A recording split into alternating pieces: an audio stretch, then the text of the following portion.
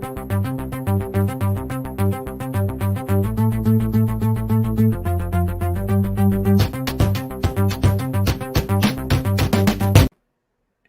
it be proper to start the podcast with a, my God, what a day to be an Xbox fan? Welcome to Primetime Gaming with Mr. Boomstick and friends. And of course, I have brought all of my friends. We have a crew here. When I talk about having a stacked deck, having all of the aces in your hands, I can tell you wholeheartedly that we got that for you. And on top of having the deck stacked, we have an incredible Xbox-filled podcast, folks. I got goosebumps.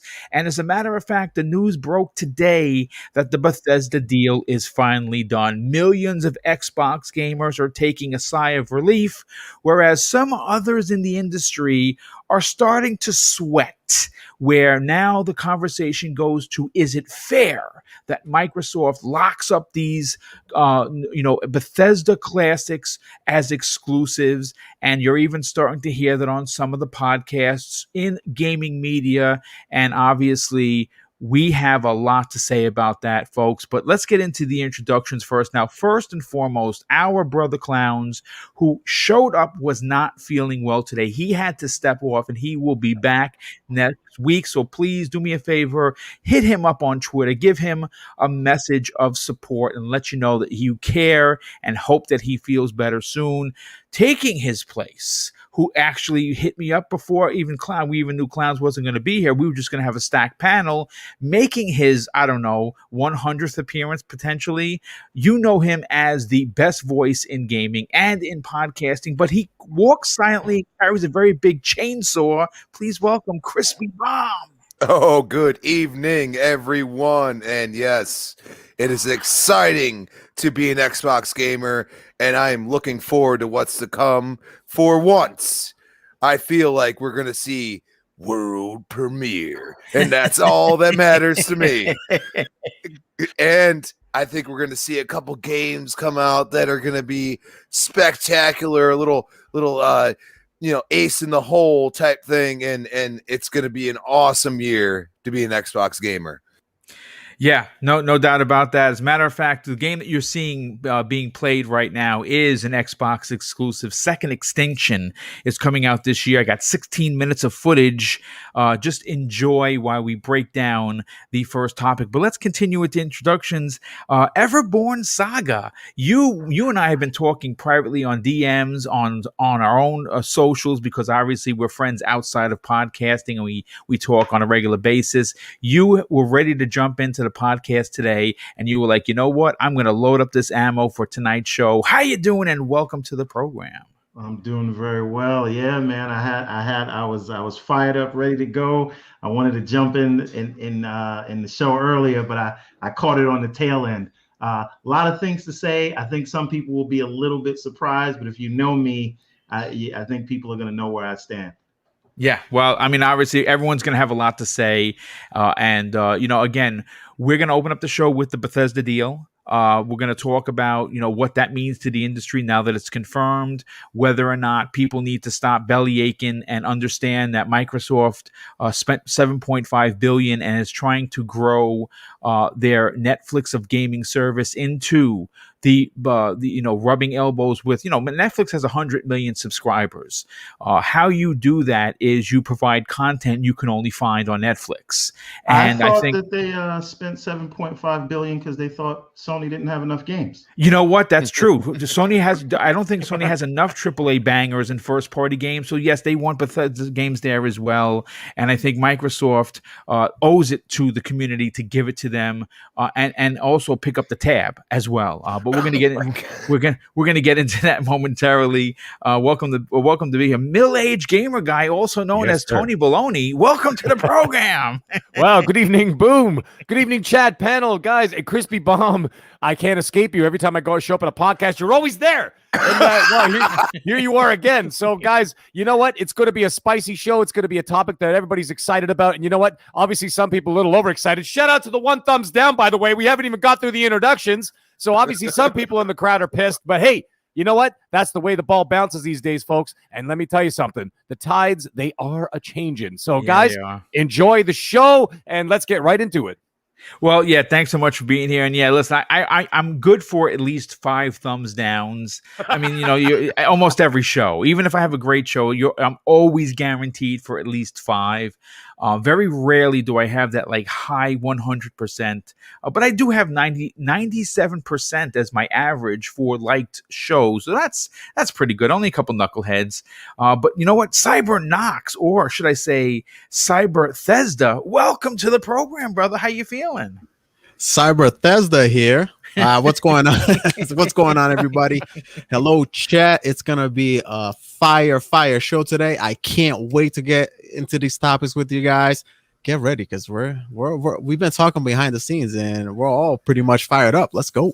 Yeah. I think everyone has got a lot to say, and of course, being this is a talk show, we're going to be talking up a great deal tonight. Last and no way least, bringing up the perfect, and I mean perfect avatar with, of course, brothers, and of course, in that picture with brothers is Master Chief and Doom Guy Tempest Son. Welcome back, bro. Good to be here, man. Got some wicked topics, and yes, this picture is perfect because it doesn't lie. They are now stepbrothers. They are one in the same family. It is what it is, guys. And yeah, Microsoft isn't Oprah. They don't buy 7.5 billions worth of stuff. Like, you get an exclusive. You get an exclusive. You get an exclusive. That's not what they do. Yeah, and rightfully so. But you know what? Let's get into the weeds, so to speak, and open up with, of course, what happened today. And we got information very, very early this morning, which, of course, it was much later in the afternoon in the EU, of course, in Europe, that the EU approved the $7.5 billion deal with Bethesda and Microsoft. And what was interesting is that, depending on who you ask, and that was the big hurdle. That was the one that most analysts were concerned about, and they did give them the thumbs up to go forward with it. Now, real quick, just to kind of fix some of the misunderstandings that were going on. Many of the gaming websites were reporting that the SEC had approved in the U.S. had approved the Bethesda deal. Turns out that was incorrect, and I found that out thanks to Everborn Saga, and that's all thanks to Hogue Lore.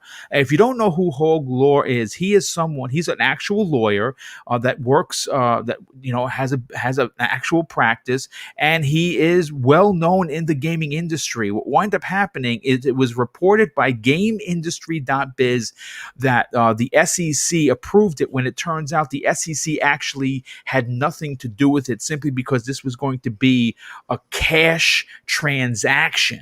Now, I actually talked to Hogue on Twitter. We're going to get him on the show in a future episode. We're going to pick his brain, because he is definitely a smart man for sure.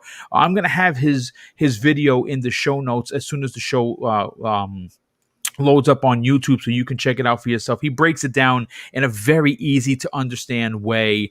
But yes, what he did say in his video is that what he believes is that the deal was approved by the Department of Justice, the DOJ, and they just didn't announce it. And what they were waiting for is for the EU to approve it, and the EU, in fact, did approve it. Everyone, do you want to jump in? Just one slight point of clarification. It's from the same video. It's not necessarily that the DOJ approves it. They just have to not oppose it. That's actually a great point. Yes, that's a great point. It isn't for them to approve. And you're right about the SEC, because it's a cash deal. It's also not a publicly traded company. So there are a lot of those things that you would normally think you have to do. You don't. But basically, the EU was the last real regulatory hurdle for all intent purposes, but it's pretty much a done deal. It's just that those articles, what they were pointing to was not exactly that. Just to point of clarification. Yeah, That's no, it. and thank you for that. That's a great point of like I said, if you want to check it out, I would definitely highly recommend you check out the video, which again I will add in the show notes. So you could definitely check it out. But I kind of want to just rewind it for a second because when you think about 2020, there is a lot to walk away from in regards to negativity and horror in the world, right? We saw the start of the pandemic, and it ravaged the entire planet. It was not just North America or the EU or the other sides of the world. It was literally the entire world. But what is, and again, obviously we're never going to forget this. We're going to be able to, and God willing, we're able to talk about this once, everyone gets their vaccines and this, passes and we get a handle on it. We're going to be able to say that we, lived through a pandemic. Not many people can say that. But one of the saving graces to 2020 was many of the very incredible video game milestones that basically changed the virtual landscape as we know it, and that of course is the gaming industry. Now, both Sony and Microsoft released a pair of new consoles. Sony's PS5, of course, was simply the disc version of the PS5 and the digital version, where Microsoft released two very different Xbox consoles that will ultimately move new gamers to their platform. But on September 21st, I remember this vividly. As a matter of fact, I was actually on the way back from seeing my mom, and I had gotten a call from Enrique of Basement Radio Arcade Podcast. And at the same time I was taking his call, I literally my eyeballs were on the screen where it said Microsoft just purchased Bethesda for $7.5 billion. And immediately, of course, that jumped into my brain. I have to do a show. And, I was talking to Brap, and we were both like, we couldn't believe it. We were stunned. And now nearly 6 months later, folks, the big news is that Xbox, or should I say Microsoft, are now has no games. Sorry. What's that? It has no games. They still don't have any games. Even with this purchase, they have no games. Xbox and Microsoft are now the proud owners of Bethesda Game Studios and ZeniMax. And it is a day that we've all been waiting to hear. It is a day that unfortunately has raised more additional questions, even though there have been many, many cheers in the fan base. There's also been a lot of disappointment from people within the gaming industry who I actually have a tremendous amount of respect for and really enjoy listening to, but somehow disappointed me. I'm not going to get into particulars because I don't want to, I definitely don't want to start throwing, a poo around. I definitely don't want to do that because this is a day of celebration. This is a day that we, again, as gamers, we have been waiting for. As Xbox gamers, we have sat back and watched both Nintendo and Sony have a lot to talk about in the last generation. Both provided many, many great experiences. And in those games, we saw what we wanted on Xbox. And besides which, the second half of the show, we're going to get into the onslaught of first-party games that no one in the industry is talking about. We're going to talk about them today because I don't think Microsoft, I don't necessarily think, even through some of the fans, the fan base, the community, and of course the gaming media, are actually seeing Microsoft for the dominant force that is walking in the shadows. They're not giving them the credit due, but we're going to do that today because, quite frankly, when I break down this list, I think most people are going to walk away stunned how many games they have coming out that are exclusive to the platform. And when I say exclusive, of course they're coming to PC, but I just have to, exclusive to Xbox, which means basically you're not getting them on PlayStation and you're not getting them on Nintendo. But I want to go to, of course, the incredible panel that we have here, and look, I'll say this: as content creators, industry spectators, and more importantly, gamers.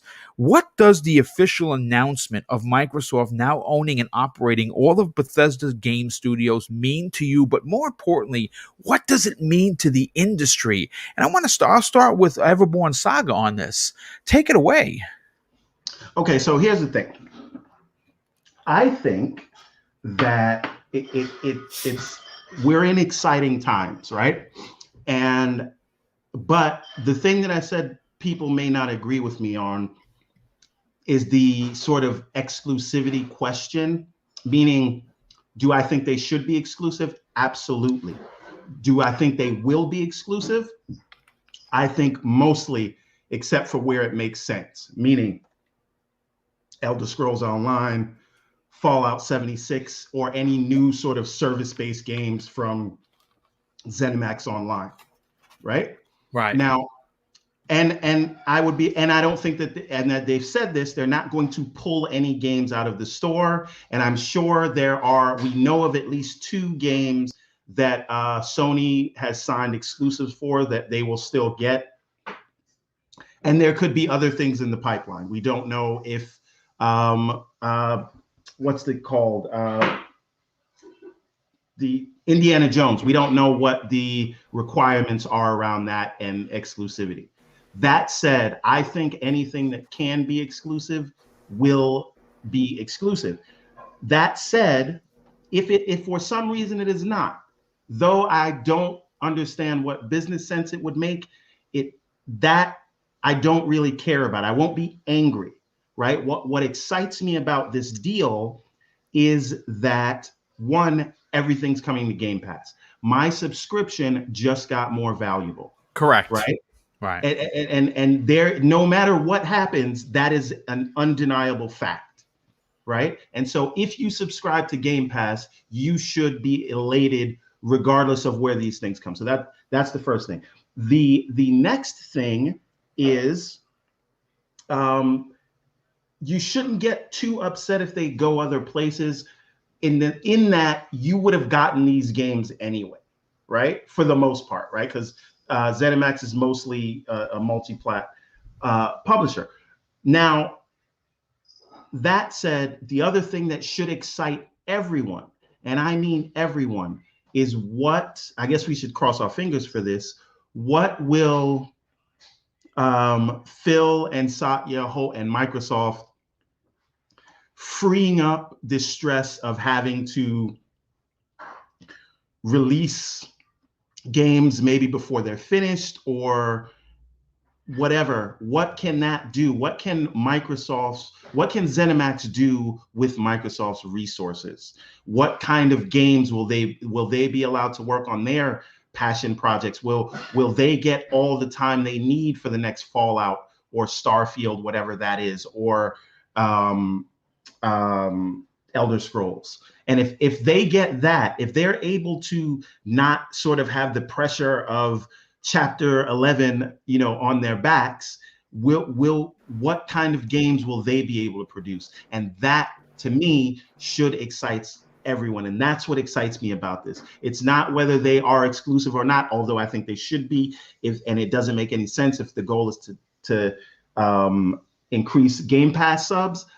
But if they are not, I don't think anyone should be holding their head down, especially if you have Game Pass and knowing that they will constantly be able to produce things. We're talking about Game Pass now with the 23 studios. Once we start getting towards the end of this year, it might not even be once every 3 months. We're at a place where it could be once every 2 or 1 month. And more is coming, right? And what we said is, what does this say to the industry?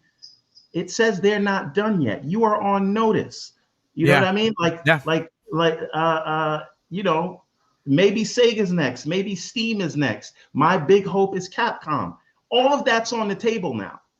And I think we've seen Microsoft be so sort of coy about it. And I want everyone to think about this. The reason we don't have an answer as to exclusivity, if you are trying to close a deal Well, where they people couldn't are going legally to look- talk about it. That's been confirmed. Yeah. Even more though, if you're trying to close that deal, do you want to say when people are looking at the deal to see whether it's anti-competitive or not? Right. Do you want to say, yeah, we're shutting it down, nobody gets nothing?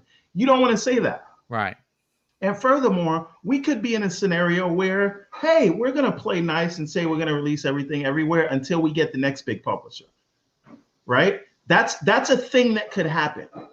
Maybe after that, then they turn into, no more Mr. Nice Guy, right? But it is entirely possible that the way that they've been talking is just so that no one would have any concerns as to, the monopolistic practices that have plagued Microsoft in the past, not in the gaming division, but elsewhere in the company.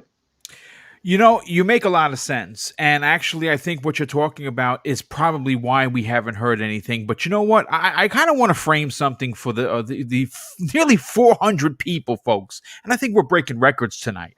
I've been pushing. We need some more likes, though. We We definitely need more likes about that. But I want to frame something for Crispy Bomb because I want to fire him up more than he already is. So I hope you got a bottle of water to put yourself out because here we go.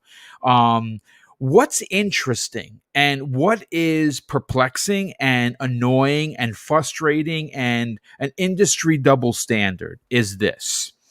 Sony, who has an incredible marketing department, right? They know how to market their games. I've praised them multiple times because, quite frankly, they just don't have any equal. That's the bottom line. But here's the thing, folks, and Crispy, get ready because this is being framed for you. Sony locks up Final Fantasy VII for a year or potentially more, right? I'm seeing advertisement for the PS5 version of Final Fantasy VII, but not the Xbox version. We know for a fact that they locked up Final Fantasy 16 for 2 years. No one bats an eye.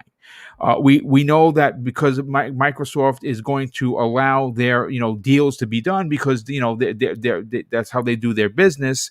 Deathloop is a year exclusive. Ghostwire Tokyo is a year exclusive. And then we hear from behind the scenes, and I don't think Sony wanted this to come out, that they wanted to buy Starfield and make that a PS5 exclusive, not a timed exclusive, folks.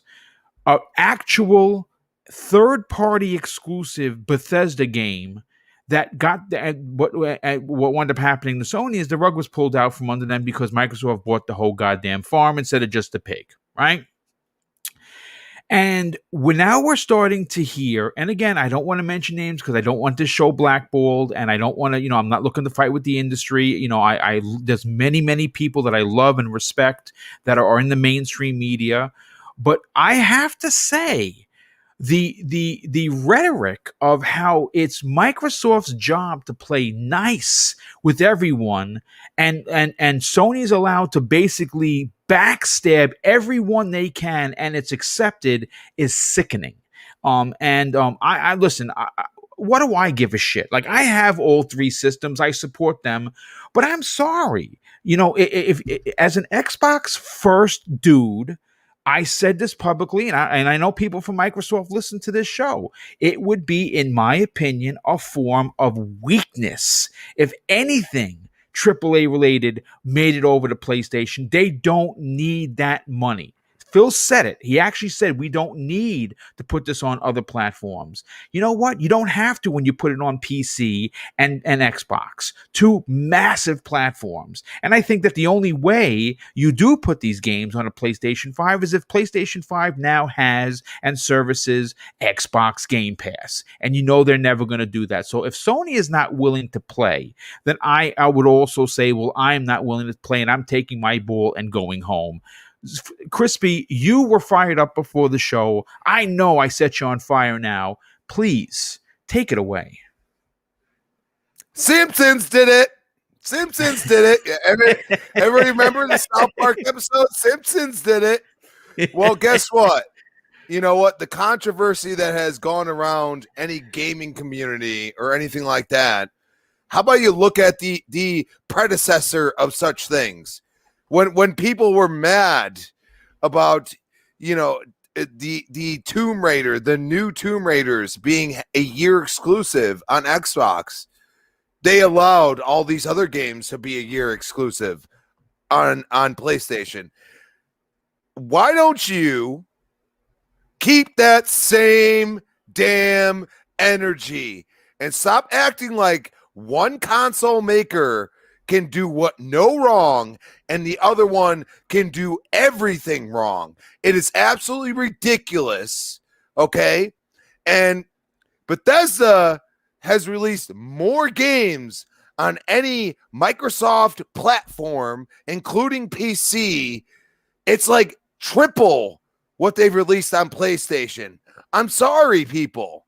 They've been in bed with Microsoft for a long time. You got to get it through your head. Microsoft's going to do what they want. Have they released Ori on the Switch? Yes, they have. Because you know what? Nintendo's willing to play ball. Now, if you only have a PlayStation, have you played Ori yet? No, I'm going to go to my PC. That's what you're going to say. Well, guess what? Microsoft's been doing that for a long time. And one thing I will say is Microsoft could literally buy PlayStation because they have over 100 billion cash on hand. Okay? That is, they have almost the net worth of PlayStation cash on hand, people. Okay? They are one of the highest cash on hand companies in the entire world, and they are the highest in North America. Okay? You have to understand, the only reason why I feel people are kind of butthurt is because PlayStation can't do what Microsoft can. And it's money-wise. Okay? That whose fault is that? What? Microsoft started as a tiny little company competing with Apple. Anybody remember using MS-DOS and stuff like that? Well, guess what? Bethesda was releasing games on MS-DOS. You have to understand, Bethesda has released more games on a Microsoft platform than any other platform. And that takes a lot of, love to continue to do that over the years. Yep. And now you have been bought. And actually I look as a consumer and everything else, and I say, you are not a publicly traded company, which I do stocks, okay? Stocks is a lot of loopholes. You're exactly right, Everborn. The SEC does not oversee that. You just have to go through the courts, and as long as nobody tries to sue you in that process, guess what? The deal was probably finalized when they announced it. Yeah. As far as North America is concerned, they just didn't want to leave the entire world out of the exclusivity or anything else like that, because maybe the EU would make them do different things in their area. So they would have to play ball with the EU. Instead, go ahead. I just want to add one thing that even strengthens your point and your case here. Even when we look at Ori and we look at Cuphead, those are actually published by Xbox Game Studios, but they're not like those are second-party deals. Those were not made by one of Xbox's studios. Like Microsoft doesn't own Moon Studios, and they don't own Cuphead. They just put some money in to make those get done. And you're seeing those come to the Switch, but you don't see any of the other like wholly owned, other than Minecraft, you don't see any of those going anywhere else, right? They'll go to Xbox and they'll go to PC. Well, and a lot of people don't realize that actually in the agreement when Microsoft purchased is that Minecraft would stay on all platforms. A lot of people don't even understand that. And actually, Phil said this in one of his interviews. That's the reason why it's still on all platforms. And actually, Microsoft looks at it and says, wow, we may not have intentionally done this, but it looks pretty good on paper right now. And you have to understand, like, Phil's a gamer. Phil's talking to people that are just like, oh, I'm all about, my Excel or, budgets. how we're going about. And all of a sudden, I'm seeing Microsoft just kind of pull down the gaming wall of budgets because they purchased a lot of other things that have failed that are actually more costly than Bethesda. And because Bethesda has so many IPs and they've released so many games on the entire platform that has become Xbox, but is also still Microsoft Windows or Edge or whatever it is. You know what I mean? They still have relished the fact that they are all over the place and they have released so many different IPs. This is the perfect marriage. And I'm not saying that a game doesn't do well on Xbox and they don't say, hey, we'll just throw it to PlayStation. Like, screw it. That's what they did with the Switch. And it might not be a second party deal like it is with the Switch. You know, it's not, you know, we didn't buy this company and they can go there. But if it fits and you can make more money, they probably will do it. But you're still going to see it on Game Pass for your subscription price. And that's something that they're going to be like, hey, you don't want to pay $70 for this game on PlayStation? Come over to Xbox. We got it for $15 a month. Oh, and we got another 100 games behind that. And there's constantly updating games. Oh, we got all your sports games. So, I mean, I don't want to go down the rabbit hole. I want to get to everybody else. But, man, it's insane, the double standard, because you're going to sit there and act like PlayStation or Nintendo can do no wrong. Nintendo has literally held on their exclusives for an entire lifespan of the console, and nobody says a damn word. But Microsoft goes and buys Bethesda ZeniMax, and now all of a sudden everybody's getting mad about it. Well, you know what? I don't understand it. I don't know who's got that background stuff going on. You got to mute your mic. But yeah, it's just insane that we're going to continue with this double standard until it's finally announced that Starfield's exclusive or Elder Scrolls 6 is exclusive. And that's not to say that they don't do 5 years down the road when they finally said enough's enough, let's just release it. 5 years too long, especially in the console life cycle. They can do that. They can do whatever they want now.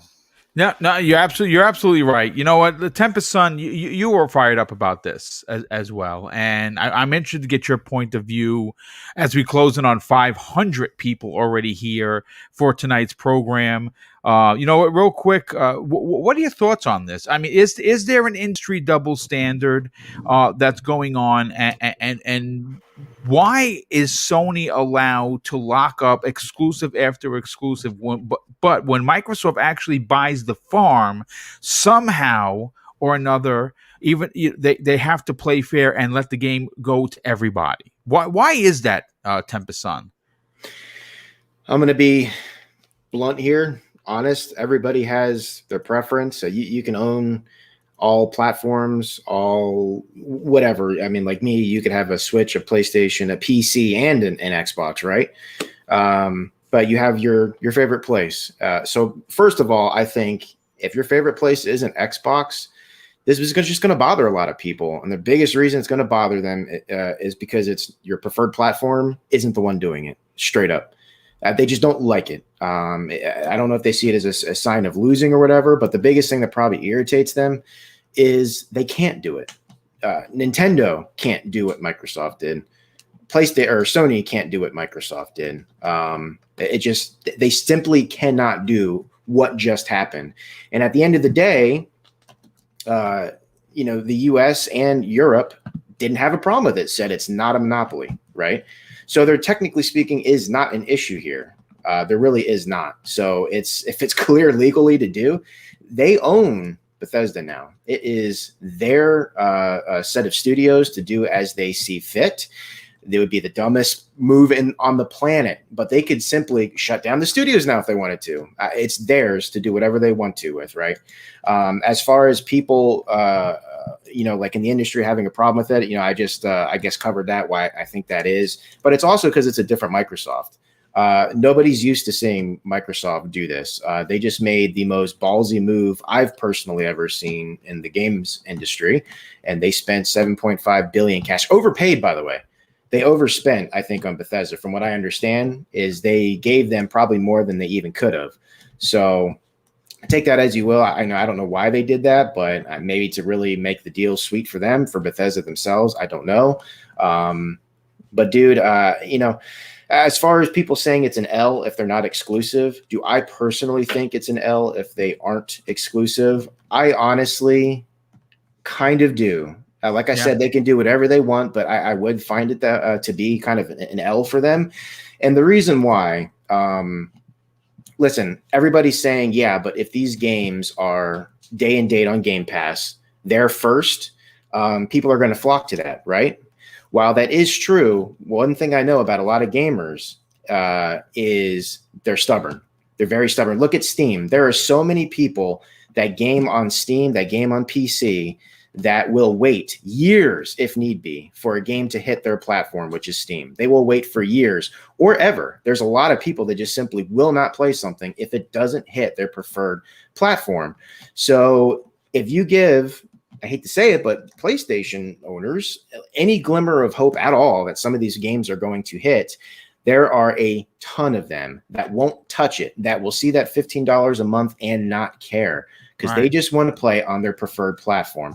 So are you going to get a lot of PlayStation guys that sit there and scratch their head and say, well, I could wait years potentially, and I'd have to spend the full $70, or I can go over here now and spend $15, right? You'd be surprised how many would just refuse to do that and would insist on paying the full money. In fact, I know a couple people that refuse to go digital, that just want to buy everything physical, that don't like Game Pass on the Xbox platform. So I mean, you even have people already there that aren't willing to use the service.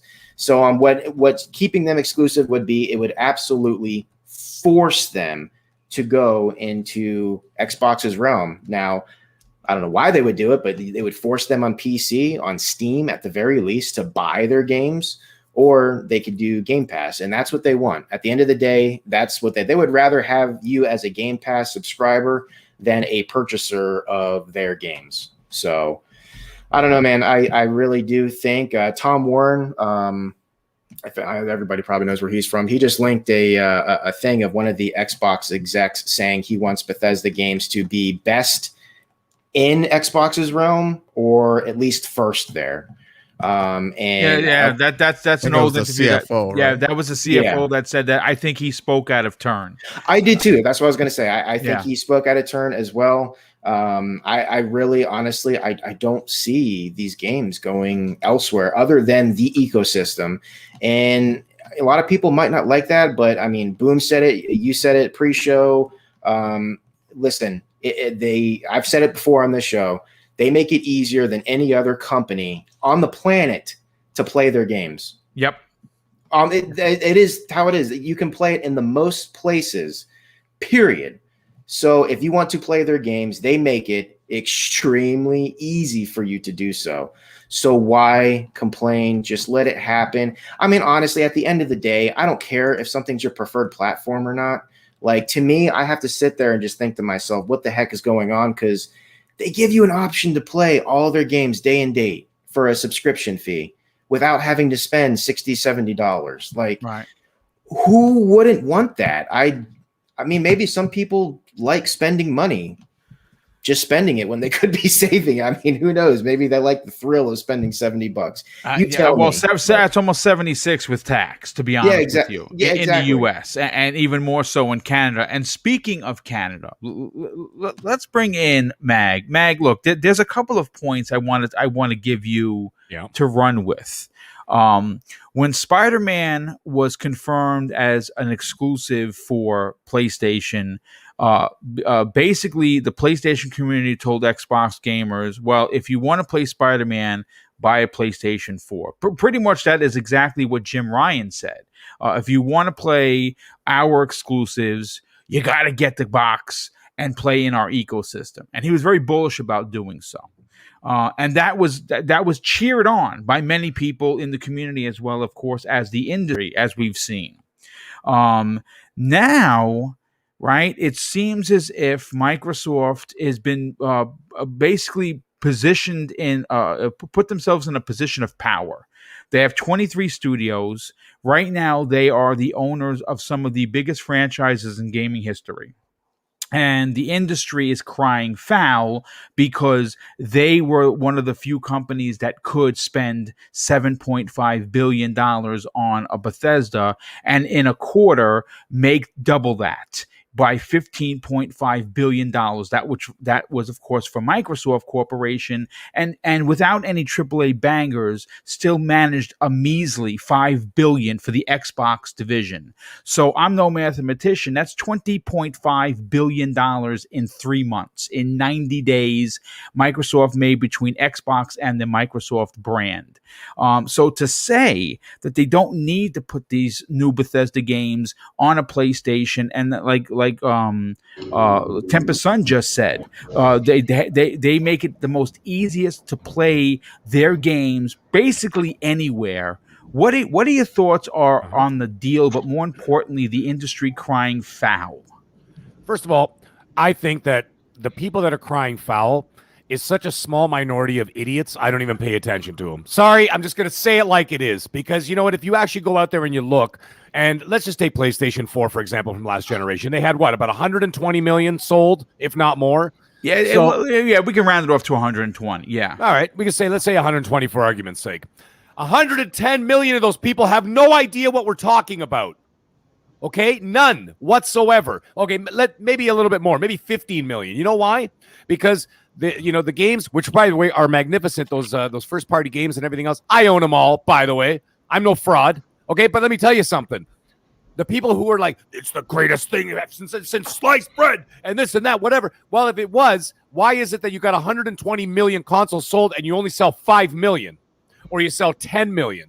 Or they broke a record with Spider-Man, and that was less than 20% of your user base. So Correct. The people that are doing this kind of thing are like these extreme, fanatical maniacs, whatever. They're the ones crying foul. But the thing is, as with society these days, it's a society of spin these days. Okay, and what I mean by that is that sensationalism creates clicks. Okay, and what they want is they want to create conflict, and conflict and sensationalism gets more attention, which makes it gives these websites more money, more clicks. That's all they care about. They don't care about anything else. I bet you behind the scenes they all got Game Pass. Okay, and that's what's actually going on. I've heard YouTubers out there and podcasters out there, Xbox, Xbox. All of a sudden, I turn on my Xbox, and there they are playing Xbox. Okay, but they're doing it for attention. Okay, yeah. And I understand it. But, I mean, from a business point of view anyway. But anyways, as for this Bethesda situation, let me tell you something. Let me just put this in perspective with something that's been going on. Basically, what they've done is that they modeled themselves after what Disney is doing. And what Disney is doing is nothing short of magnificent. I don't care what anybody says. Okay? When they started buying up everything in the entire bloody world, everybody's going, whoa, what the hell is Disney up to? They were already thinking about Disney Plus 15 years ago. You bet your ass they were. They were already setting up. Now, just to give you an idea of the size of this deal. Now, everybody, a lot of people are like, okay, it was big news, Bethesda, the whole of the Microsoft Bethesda business. Put this in your thoughts for a second. They put $7.5 billion. Disney paid for Marvel and Star Wars for just over the same price as Microsoft bought Bethesda. Wow.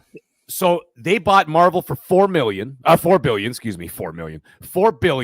and they bought Star Wars for $4.05 billion. Okay, so barely $500 million more than what Microsoft just paid. So if you don't think this is a big deal, look at what they're doing over there. Yeah. So now look at what's happening on Disney Plus. You've got The Mandalorian. You've got all the Star Wars movies. You've got all the Marvel movies, all the MCU. As soon as Netflix loses their deal, all the other stuff is going to go back to Disney Plus. You've got, and like I said, The Mandalorian. You've got WandaVision. You've got Falcon Winter Soldier. You've got Loki coming. You've got She-Hulk coming. You've got all this stuff coming. And then you've got the movies coming back out when this bloody pandemic is over, right? This is a machine that they're running, and it is an unstoppable machine. By the way, they're also working on a new Star Wars trilogy as well. So They're doing all this kind of stuff, right? Whether you love it or hate it. But you know what? They've got content cranking out, and damn it, it's good content. I can't think that. Like, I loved WandaVision. I loved Mandalorian and all that stuff. Now, let's turn this back into video games for a second here. You look at what Bethesda is now, it's the equivalent of Marvel and Star Wars. Imagine the amount of content, maybe not now. It's going to slowly start coming out now, but you don't start playing a fast tune on the organ grinder right away. Okay, you're going to start playing the tune, and it's going to get faster, faster, faster as the years go on. You watch 2, 3 years from now, 4 years from now, even 5 years from now, people could joke all they want. But let me tell you something. Those games are coming, and it's going to be an onslaught that will be impossible to stop. People are going to be on the ropes. The competition's going to be on the ropes, and they're not going to know what the hell to do. They're getting shot, left, right, and center, jabs to the stomach, elbows to the face, everything, whatever. Okay, they're going to get cranked if they're not prepared. And the thing is, they have a different business model. Nintendo does whatever the hell Nintendo wants to do, and they seem to get away with it. That's fine. Yep. Okay, just go ahead, do whatever you want to do. Make cardboard. I don't care. Whatever you want to do over there, go right ahead. That's not my bag. Okay? Sony, I believe Jim Ryan even said, he says, we're not going to have as much content, but it's going to be very good quality. I believe him. Me too. Because his first-party titles, Sony's first-party titles are amazing, okay? I'm in the middle of Days Gone right now. I'm about 25 hours in. I can't put it down. I haven't turned my Xbox on in like 4 days, except for the Halo tournament that we choked in. But anyways, that's another story. But the whole point is that I'm playing it. I love it. But you know that the games are going to be coming out, and they're going to be really good. They're going to be polished. They're going to be excellent stories. They're going to make me laugh. They're going to make me cry. They're going to make me excited to get home from work because I want to see what happens to Kratos or whatever, right? So that's what they're going to do. Now, what Microsoft is going to be doing, let me ask you another question. I bought a car, okay, a couple of years ago. Nice car. You think I bought it to share with the whole neighborhood? Right. Like, hey, Jim, I bought a car. You could drive it Monday, Wednesdays, and Fridays. I'll drive it Tuesday. No, I bought it for me. Okay, I bought it for me. Microsoft. Yeah. Hey, Mag, you remember the movie Friday? Yes. Where they talked about the bike. They said it's like it's both ours. Yeah. At my house. Yeah, exactly. Okay, this is not. You got me thinking about that now. That's not what's going to happen. That's not what's going to happen. You're completely delusional if you think it is. And let me tell you something else. They say, oh, well, it's going to be on a case-by-case basis. Of course they're going to say that. The deal wasn't finished yet. But once the deal is finished, the only thing that anybody else is going to be getting is like the Elder Scrolls Online, things like that. Like that's. I mean, those are going to continue to get support. See, Fallout 76 and whatever expansions they bring are going to go there. Same thing with the Elder Scrolls. Right, they'll stay there. They'll stay there. They'll go to everybody. And they're not pulling the original content. You'll still be able to play all the Wolfensteins and all the Dishonored and all the other games. Thank you. Sorry. Go ahead, brother. No. You. As soon as you said Wolfenstein, I just went ping. A little thought came into my head. There's been this rhetoric going around, okay, and I've been hearing it more and more, and it makes me want to bash my own face into the wall. And they're like, well, you can't take away Wolfenstein because they're in the middle of a trilogy. Oh, really? Let me tell you guys a little story. It's called Sunset Overdrive. Do you think that Sony's going, well, the Xbox guys need to see what's happening in part 2, so maybe we should give it to them? Hell no. It's staying on PlayStation. Correct. If they decide to get to that game. So now that Sony's never going to give anybody else Sunset Overdrive 2, assuming that they make that game, Insomniac makes it, okay? But if they don't make it, excuse me, and what's going to happen is, and Wolfenstein, why not leave it on the Xbox? If you want to see what happens, play it on Xbox, play it on PC, play it on your phone, play it on your tablet, play whatever, play it on your smart TV. Sorry, not enough options for you?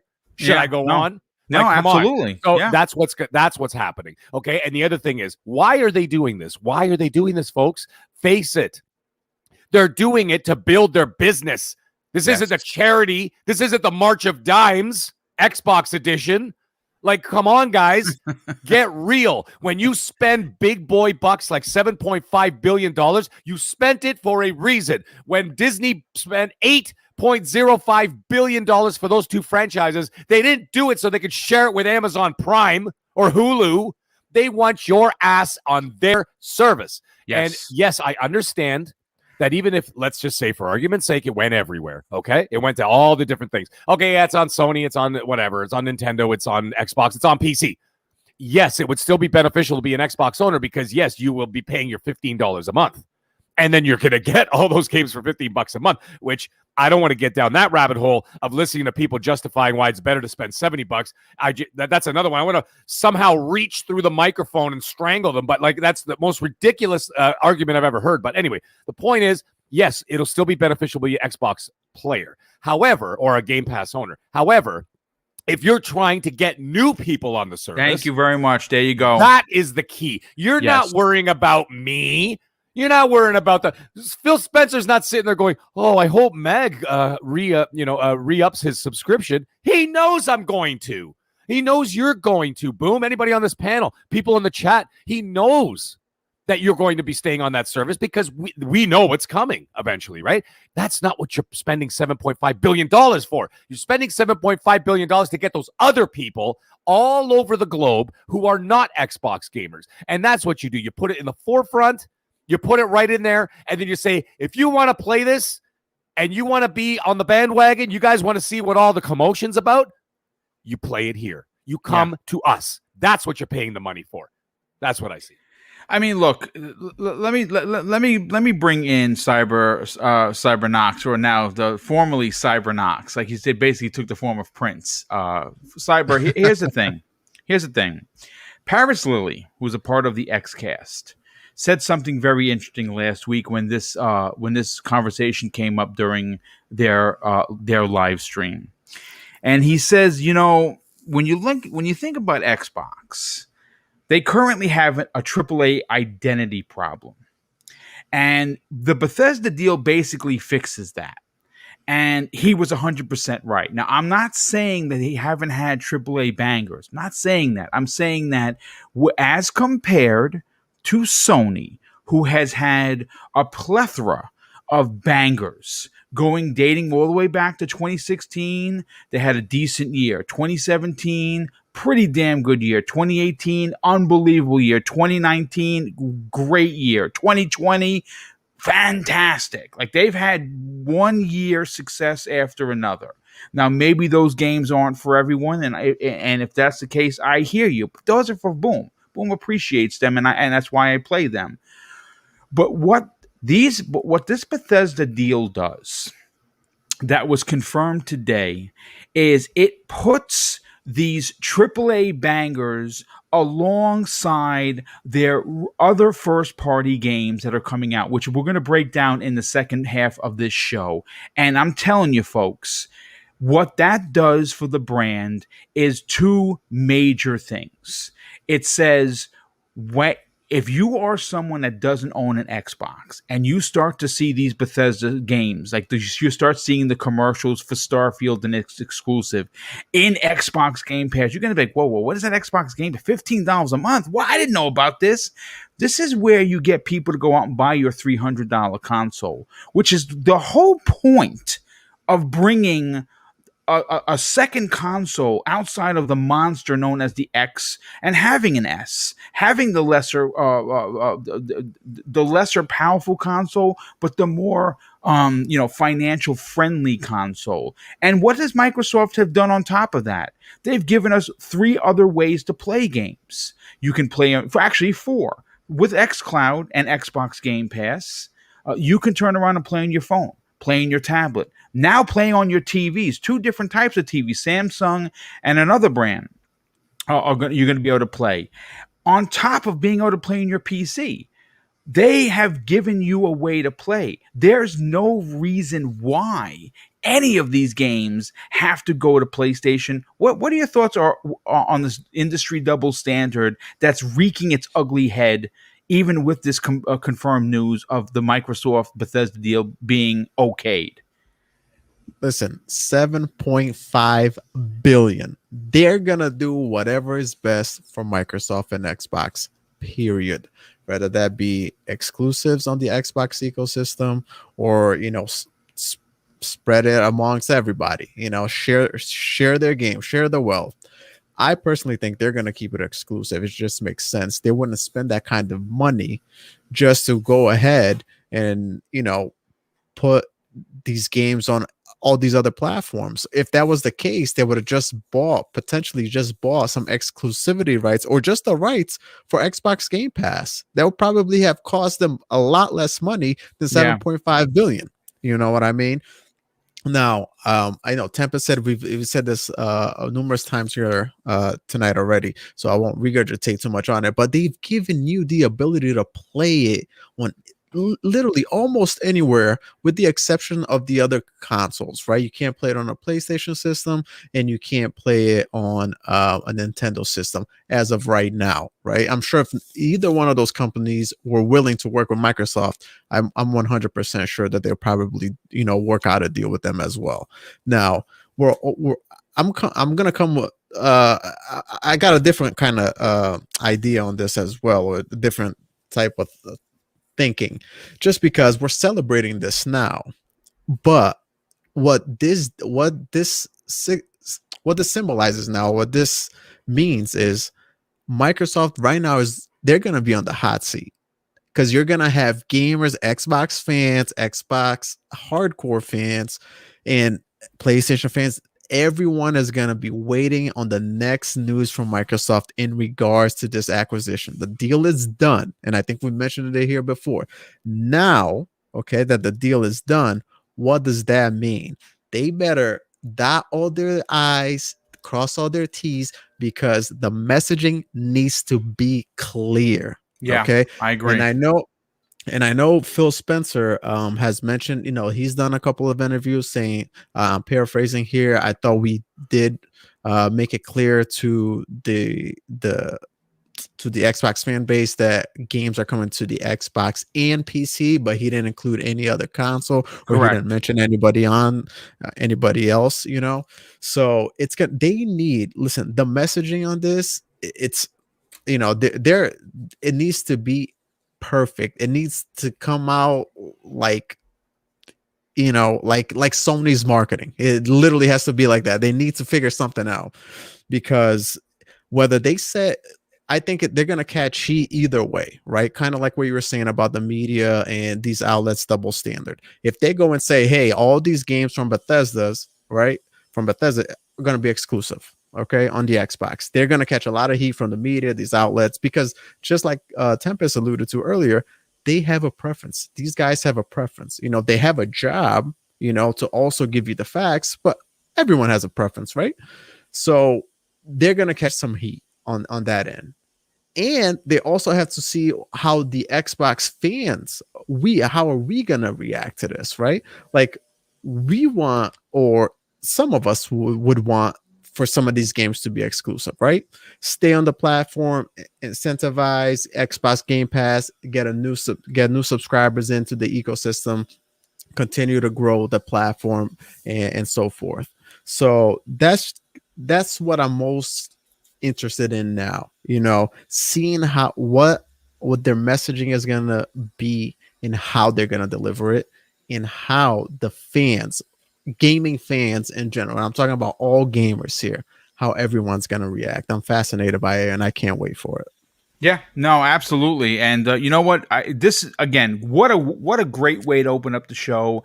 Everyone has been on fire, but I got to catch up on these outstanding super chats. And my God, they have come in an abundance. The first one of the evening comes to us from a very good friend of the show, Black Dog, drops an outstanding $5 super sticker. Hey, dude, thanks so much for being here. Definitely appreciate the support. Psychonauts8 drops an outstanding $2 super chat and says, shout out to everyone on the panel and in the chat. Well, shout out to you, brother, and thank you for being here. Our brother, Italian Clowns, drops an outstanding $15 super chat and says, sorry, couldn't be here tonight, man. It's going to be a great show. Awesome panel, as always. Boom. Love you guys. And Clowns, we love you too. Hopefully you feel better soon. Generous friend of the show, Pixel Bit G, drops an outstanding $2 super chat and says, the first DirectX game was Doom 95. I didn't even know that, dude. Well, thanks so much for the info, and thanks so much for supporting the channel. Gamer by Choice drops an outstanding $5 super chat and says, I think not announcing exclusivity yet would be smart if they are trying to purchase another publisher for fear of getting the deal blocked. That's pretty Yep. interesting. Yeah, that's actually quite smart. Michael Kullick, generous friend of the show, he drops, wow, dude, an outstanding $20 super chat and says, if Microsoft doesn't make future Bethesda titles exclusive, excluding the multiplayer titles and past single player titles already established, they're telling the world that they don't want to compete where it counts. That's a strong point, and I would agree. Nightwolf 3186 drops an outstanding $10 super chat and says, I never got my PS3 or PS4 till I saw a game that I just had to have the other console for. Uncharted and God of War were those games. I had no problem doing it. Xbox should and can do the same. Great point, Nightwolf. Chaos Might drops an outstanding $5 super chat and says, how many of those PlayStation owners bought 2 to 3 PlayStation 4 and PlayStation 4 Pros? Well, I bought 4 by myself in the course of the history of that. So yeah, that's why they're up at 120 million, because there are a lot of people that double, triple. My brother bought 5. So we're good, but if our family's good for 9 by ourselves, which is ridiculous. Lazy Couch Gamer, thank you so much for the outstanding $5 super chat. And they say, I hope they make these games exclusive. The problem I see is in the inclusive shit they talked about so much. Unfortunately, they may chicken out. Yeah, you know what? I mean, I think you're right on that, but I don't know. We're going to have to see. Bay Area drops an outstanding and very generous $5 super chat and says, if Game Pass went to PlayStation or Nintendo, it would only come as a streaming app in the form of xCloud comes on mobile devices. Yeah, I think you're definitely right on that. I think it would definitely come as an app that you can download, but would people download it? Well, that's the question. And you know what? Listen, I'm not trying to be a jerk here, but if you're Microsoft, you're holding all the cards. You know what you tell Sony and Jim Ryan? Hey, Jim, listen, I'm not sure if this matters to you or your millions of gamers, but if you want Starfield and Fallout and, the next Doom and Wolfenstein 3 we're releasing this year, well, you can have it, but Game Pass has got to be on there, and we have to have full access. Oh, you don't want to do that? Well, then you know what? Not a problem. You just keep on with your exclusive, and we'll keep on with ours. That's how that conversation would go if I were Phil Spencer. Delano Castro drops an outstanding $2 super chat and says, Game Pass on PlayStation Chromium based browser infiltrate. You never know. And we have, Hypenize drops a very generous $20 super sticker. Thank you so much for the generosity, and thank you for supporting Double Barrel Gaming. But guys, hey, one thing, Boom. Does the PS5 even have a browser? I don't know. I'm going to be honest with you. I don't think it does. I don't think it has a browser. You know what? That's a good question. I never looked for one, and you know what? You're probably right. It probably doesn't have a browser, so it would have to be just like an app. It would have to be like one of the apps you can download. I would imagine that's how they would infiltrate the PlayStation 5. And the reason I bring that up, I wonder if that is part of the reason it doesn't have a browser, because it could be any streaming service. Could have been Stadia, but the xCloud streaming app is coming to browsers. Maybe they just didn't want that in their ecosystem. Listen, we're never going to know, but listen, this Thursday, folks, is the rumored Bethesda Microsoft event. That's being thrown around by the gaming media. We're going to be talking about it on tomorrow's Xbox One-on-One that goes live at 12 p.m. Eastern Standard Time. If you want more information on that and the 5 potential games that Remedy is working on, which one of them or 2 of them might be Microsoft exclusives, tune in tomorrow. Me and Zemi are going to be breaking several big topics down, and those are definitely 2 of them. But I want to get to topic number 2, ladies and gentlemen. And first of all, folks, we just maxed out at 637 people here, which it might be a record. It might be a record for this show.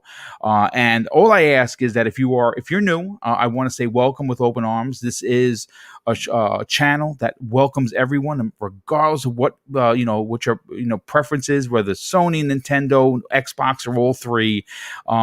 We're here to have fun. This is the friendliest chat, and I've made some big upgrades this year. You're seeing a lot of gameplay. AAA going on in the background, some big topics, some big intros coming from Dinero Panero, who continues to amaze and dazzle the community with his talent. And listen, I would ask that hang around. If you're enjoying it, hit the like button, and more importantly, if you want to hear 4 live shows a week and sometimes more. This week I'm going to be on quite a few podcasts, as well as I did an extra one this afternoon talking about the Bethesda deal being confirmed by the EU. You get a lot of that live content. Consider subscribing to Double Barrel Gaming. I guarantee you won't be disappointed. And folks, we are under 2,500 away from 10,000 subs, and I'm hoping to get that by E3 2021. So that'd be a big thing for this channel. And if you want to help get me there, well, all you got to do is hit the subscribe button. It would be definitely and greatly appreciated. And the like button. Now, as I take a swig of my water, because I was getting quite parched, I want to get to topic number 2. Now, look, by the title and the thumbnail that had over 25 likes before the program even went live, there is a lot to get excited about for Xbox. And unfortunately, only the Xbox crowd seems to understand the onslaught of first-party games coming, not only in 2021 but beyond, is what we're going to be talking about. And quite frankly, there is a lot of excitement and praise to be had if you are an Xbox fan. Now, to say the future is bright, with what has been announced and several unannounced surprises that Phil Spencer talked about when he said players can expect lots of surprises in 2021, it seems that these surprises are related to both Xbox Game Pass editions as well as new or brand new major releases. Now, I wrote this original topic of discussion because I believe that the underdog status quo is still a part of many in the gaming industry when openly discussing Xbox, Game Pass, Project xCloud, and of course the Xbox Series X and S. Now, just looking at what was announced at the Nintendo Direct and the Sony State of Play, I see a very different outlook for 2021. And I got to tell you something. Team Green is going to be smiling like a Cheshire cat. Now, in an article that I pulled from Kotaku, of all places, the writer openly discusses how his PlayStation 5 is, quote, collecting dust, and that his titled article said this: sorry, PlayStation 5, Xbox Series X has unexpectedly become my preferred console. Now, look, just to kind of throw this out there, so we understand what is coming in 2021 for Xbox, on top of potentially 2 to 3 AAA unannounced bombs, right, that are not a part of this list. This is what's releasing, right? You got Adios, The Artful Escape, The Ascent, The Big Con, Crossfire X, a Dead Static Drive, Echo Generations, Echo Mecha, which looks dope, XO1, The Gunk, Halo Infinite, The Last Stop, Lake, Little Witch in the Woods, The Medium, which we had in January, Microsoft Flight Simulator, Psychonauts 2, RPG Time, Sable, Scorn, She Dreams Elsewhere, Shredders, and Song of Iron, as well as Tunic. Now, you can also add to that 12 Minutes, Unexplored 2, The Wayfarer's Legacy, Warhammer 40K, Dark Tide, Way to the Woods, The Wild at Heart, and of course the entire Yakuza Remastered collection in Game Pass. Now, that's the thing that's interesting about this list, because every game here, folks, is Game Pass day and date. Every title here is exclusive to Xbox. Now, granted, not every game is for every gamer. There are some smaller games here, but there are some big ones as well, on top of, again, the 2 to 3 AAA bombs that are unannounced that we know are coming. Now, whether that's going to be a Forza, whether that's going to be the game from Techland, because we do have rumors that Techland was purchased by Microsoft. It just wasn't announced yet. Who knows? But, that is great. right? That is exciting as an Xbox fan, right? Right? That is what's coming in 2021. And you say to yourself, well, that sounds pretty good on top of all of the third-party games. Because here's the thing. Right now for Sony, we got a state of play that showed us the first 6 months of 2021. And like I said, I'm not taking anything away from Returnal. I love Housemarque. I think the game is going to be good, but it's not $70 good, at least in my opinion. Now, Ratchet and Clank's a different story. I'm a platform freak. I love platformers, and I love Ratchet and Clank, so that's going to be it. But we're not getting God of War in 2021. And I'm going to be honest with you, the further we get into the year, I have a feeling that unfortunately Horizon Zero, not Horizon Zero Dawn 2, but Horizon the Forbidden West, we're not going to get. I think that's going to miss. I think we get that in February or March of next year. I think somehow that's going to miss for some reason. But I do want to break down the first party games coming in the next 2 to 3 years. And quite frankly, this list is ridiculous. And again, folks, no one, at least in the podcasters that I listen to, sat down and broke this list down publicly. So to say it aloud, so you understood what was coming. And when I say Onslaught, folks, get ready. Hold on to your seats because the list is ridiculous. You got Hellblade 2 and Project Mara by Ninja Theory. You have Avowed, Indiana Jones, Outer Worlds 2, and the rumored Fallout New Vegas 2 by Obsidian Entertainment.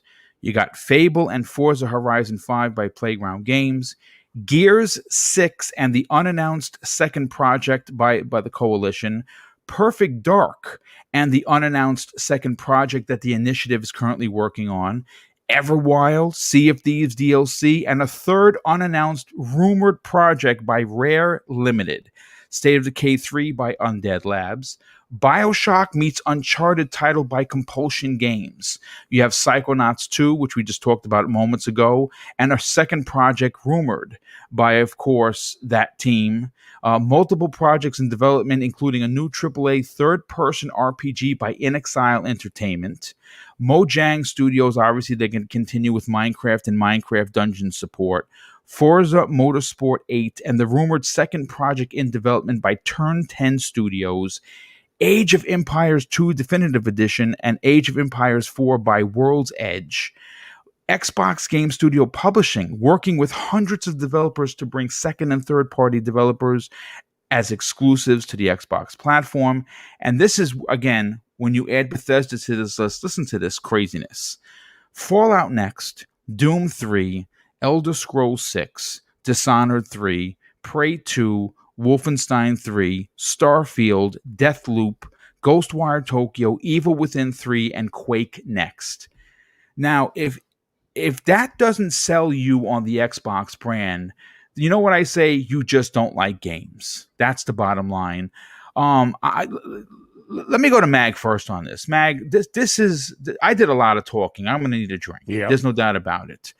When you put this into perspective, when you put a show together like this and you say the onslaught of first party exclusives and other exclusives, which were all labeled for 2021 and beyond, what else can you say that Microsoft is holding the deck of cards?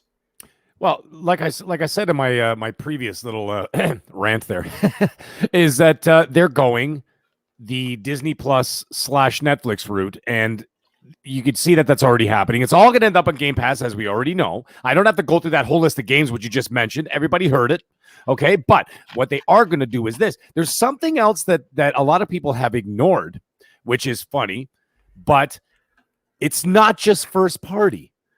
Like, did you buy an Xbox to play just first party? Did you buy PlayStation to play just exclusive? Well, actually, with PlayStation, I did. Yeah, I did. Yeah, I'm rewinding that. I'm going to rewind that comment because that's the only reason why I own a PlayStation 4 and a PlayStation 5 is because I play the exclusives. I'm not playing Call of Duty on there. I won't be able to fit another game on that hard drive. Anyway, the point is, Zynga. The point is this: when you've got Game Pass Game Pass is not just filled with first-party games. And what you just rhymed off is already a gargantuan amount of content. Now, there's also a ton of third-party content in there right now. Yeah. So if you look at Game Pass, I would say, give or take, maybe 25, 30, wow, maybe about 35% are first party.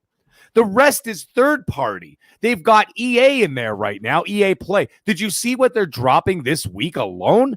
Madden 21, NBA 2K21, NHL 21, Football Manager 21, Star Wars Squadrons. Are those first-party titles? No.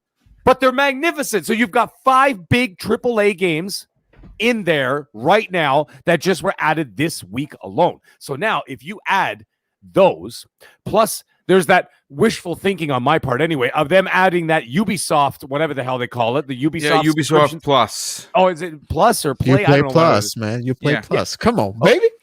Oh, dude, I don't play on PC. I have a PC. I don't use it for that's actually coming. I guarantee you that's going to be an announcement very soon. But here's another rumor that dropped today.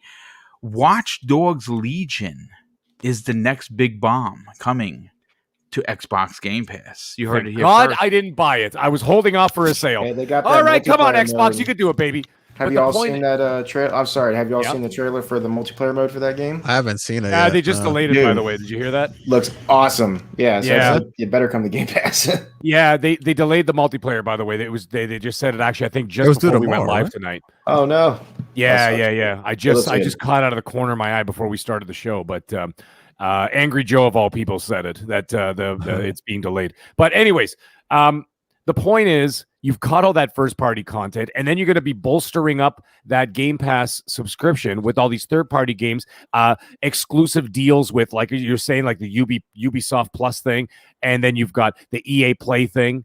And you know the thing is that EA might have been like, let's say, a timed deal, but if they see serious engagement, why would they give that up? Right? Because they're going to be making money off of that on top of their own sales. EA does their own thing. But if they're making extra scratch on the side because of Game Pass, they're going to stay in there. But guess what? That's going to go. I kind of turned into a Game Pass rant here, but it all makes sense with what we're talking about here. Then all of a sudden, other companies are going to start looking at it, and they're going to go, whoa. So what about some of our stuff? Let's get our stuff in there. Let's say they start hitting 20 to 40 to 50 to 60 million subscribers. So now that's going on in one corner. In the other corner, you've got Microsoft with the sausage maker, and they're cranking out sausages like crazy, like it's Oktoberfest. And then there's going to be game after game after game after game. I will not be able to keep up. I'm sorry. There's no way I could keep up with it. With that list of games you just rhymed off, my head was just going, oh my God. When am I going to have time? I don't have time for all this. I got kids. I got work. And I'm like, I would literally have to quit my job and just play Microsoft first-party titles. That'd be my job. They're like, hey, what's your name? Oh, yeah, my. So what do you do for a living? I just play Game Pass because that's all I have time for. Like, that's all you could do. That is an insane amount of games. Now, the other thing, Boom, you mentioned is that, you said not all of them are AAA games. What the hell difference does that make too? And you think about it, right? Yeah, that's true. It's true. Like that top-down shooter. I always forget the damn names. I'm so bad with names sometimes. They have that top-down sort of shooter that's coming out. It looks like a cyberpunk. It's called The Ascent. Yes. Ascent. There it is. The Ascent. See what happens when you get old, kids? You forget stuff. The point is, like, I'm looking at games like an Ascent. That's not a AAA game. Okay, it's not. It's going to be like maybe a single A, double A, whatever. Okay. But I'm going to play the hell out of it because I love those games. And guess what? It's costing me nothing other than my subscription, of course. But the thing is, it's in there and I'm going to play it. And watch, I'll end up putting up like 25, 30 hours into that. You never know. Oh, yeah. That's I cannot wait for that. Right. So now think about this. 25, 30 hours, which I'm going to pump into this game. That's probably some more hours that I've spent on AAA games that I spent full price for. So you never know. You just don't know. I remember last year I got Rage 2. Okay, Rage 2 was on Game Pass, whatever. I put in like 60 hours in that. Dude, I loved Rage 2, bro. Loved it, right? So, like I said, I didn't want to get off on a tangent of the whole Game Pass thing, but it does tie into what you're saying here because all of it is coming to Game Pass. All those games that you talked about. I'm really looking forward to that Compulsion game, whatever that, they've been bigging that game up for quite a while. They better deliver on that. I'll tell you that right now. because I will be one pissed off mag if that game isn't magnificent, because I am excited for the idea of an Uncharted meet, what's it called there? Again, A BioShock. Yeah, BioShock, yeah. Okay, Uncharted BioShock game. That's going to be magnificent. If they got to deliver, though. Man, they got to deliver. But anyways, the thing is, all those games are coming. That's great. They've got to space it out. Maybe one a month, one every 6 weeks, once every 2 months, whatever. If you've got that many titles coming, you've got to give people a little bit of breathing space. But my God, the one thing I am begging Xbox to do, marketing. Yeah. Do Oh, yeah. the 100%. Sony marketing. Market like Sony does. You have to. And don't just lose it with a tweet that has 14 squares on it and all the different games in those squares, where my old eyes have to sit there and zoom in and go, what's coming to Game Pass? What's going on here? Right? I don't want to be doing that. You talk about each game. You pump the money. If you're pumping the money into your first party, then you better be pumping equal amount of money into that marketing. Okay? Absolutely. Because, you know, boom, you said it yourself. Okay? These games, we know they're coming. Right. Everybody on this panel, the chat, because we're talking about it, y'all are listening to us. Okay? We know those games are coming. The general population, Jimmy John down the street from me, has no idea that these games are out there. In fact, Jimmy John down the street doesn't even know Game Pass exists. So this is why they've got to shove it when they get this Bethesda deal done and these first-party games start cranking. They've got to shove it down your throat with a fist and get people on there and going, what the hell is that? Oh, I want to see him at the halftime show, okay, at the Super Bowl. I want to see them at the World Series. I want to see him at the Stanley Cup Finals. I want to see these things being advertised on the ice. I want to see Hellblade 2 on the ice the same way that God of War was on the basketball court during the finals. Okay, that's what I want to see. Yeah. That's what they need to be doing. But anyways, yes, that list of games, super impressive, super excited to see all these things coming. And man, like we've been saying this whole show, from the minute we started till right now, it's nothing but roses from what I see. Okay, and I'm not going to nitpick or whatever. I'm just going to ride this wave and enjoy every second of it as a gamer, not just because it's on Xbox, because it's a celebration of the industry that we love. So let's just do that, have a good time, enjoy, and just look forward to this future. That's what I'm thinking. Yeah, no, I absolutely agree. Crispy Bomb, let me bring you into the conversation. But before I do, let me catch up on a few of the super chats that jumped in here. The last one comes to us from J Rock, who drops an outstanding, very generous $5 super chat and says, if Microsoft just wanted Bethesda games on Xbox Game Pass day and date, it would have cost them nowhere near what they spent to acquire them. That's a great point. Actually, Cyber said that. Brian I drops a very generous $2 super chat and says, J-Rock, it's all about building a brand, my friend. Yeah, and you know something? They can build their own brand. They just don't need Sony. And you know something? I'm not sure how many people remember this, but Phil Spencer actually said that in an interview. We don't need to put Bethesda games on another platform. That is facts, folks. Ashent drops an outstanding $5 super chat and says, boom, you forgot about Compulsion Games rumored to make a third-person action adventure game. Yeah, we actually talked about that, dude. They're making a game that has been compared by Phil Spencer as one of his favorite new IPs, and he put that right next to Perfect Dark from of the Initiative, which is pretty impressive in itself. And that's supposed to be BioShock meets Uncharted. It's supposed to be like a horror-esque game. I am all in on that. This next super chat comes in to us from a generous friend of the show, Viper XT. He drops an outstanding $5 super chat and says, there is a rumor that Mojang is working on something new that's not Minecraft related. I didn't even know that, dude. And if that's the case, color me excited for sure. Crispy Bomb, listen. When talking about exclusives, what I just rattled off on the first-party games from all of those 23 studios, to say that it's impressive would be an understatement. To suggest that Xbox doesn't have any games would be an idiotic at best, to be honest with you. And what's coming out in 2021, even though not every game there is a AAA quote-unquote banger, every one of those games somebody is going to enjoy that, and they're all in Xbox Game Pass. What are your thoughts are that there are not enough people talking about what's coming for Xbox? Because they don't want to hear what is going on in the back end. And now that we're about to hear that Xbox announces that Bethesda is officially purchased, which they were officially purchased a long time ago, it's easy to see because they are not a publicly traded company. You have to understand that somebody like me has no clue how I'm going to manage this. Okay. And I say this because I have probably 100 days in Gears of War as as a console exclusive. I also have probably 30 days into the Division throughout its lifespan. And on top of that, you still have all these other games that I've played. I beat Untitled Goose Game. Kind of corny as hell.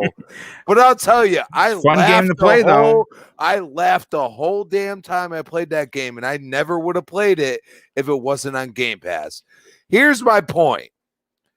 You have, and I've said this 100 times, even with Bethesda there, the biggest pickup that Microsoft has made is Obsidian.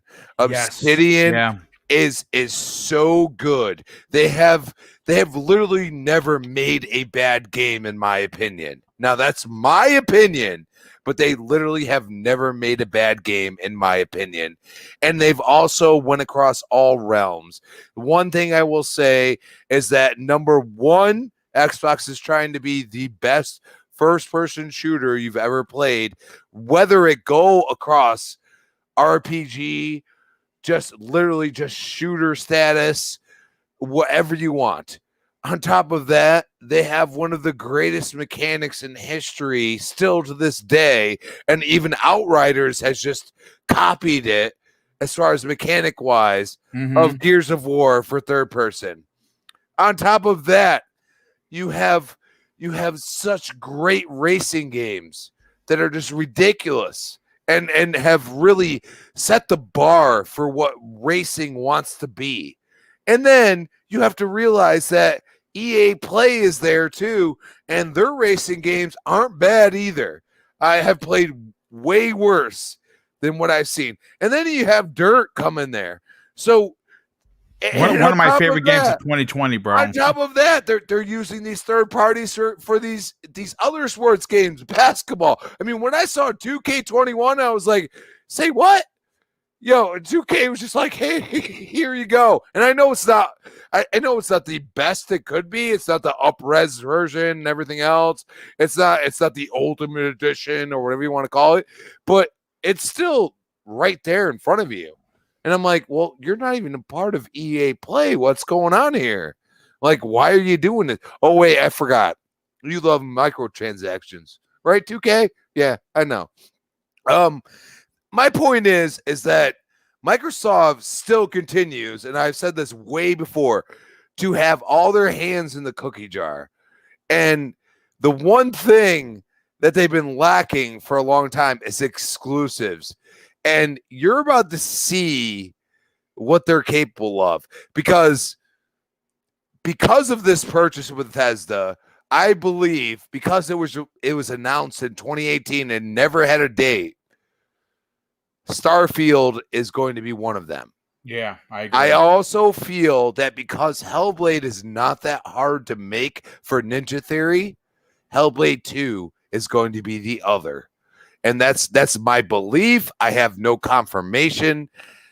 I just feel like they just kind of left it to the side, even though they left so much time for them to talk about the world building in there. And in one of the shows, I don't remember which show at this point. There's been so many shows, it feels like, but I don't remember exactly what show it was. But when they had that good like 5 minutes of time, I felt like there was supposed to be gameplay or something.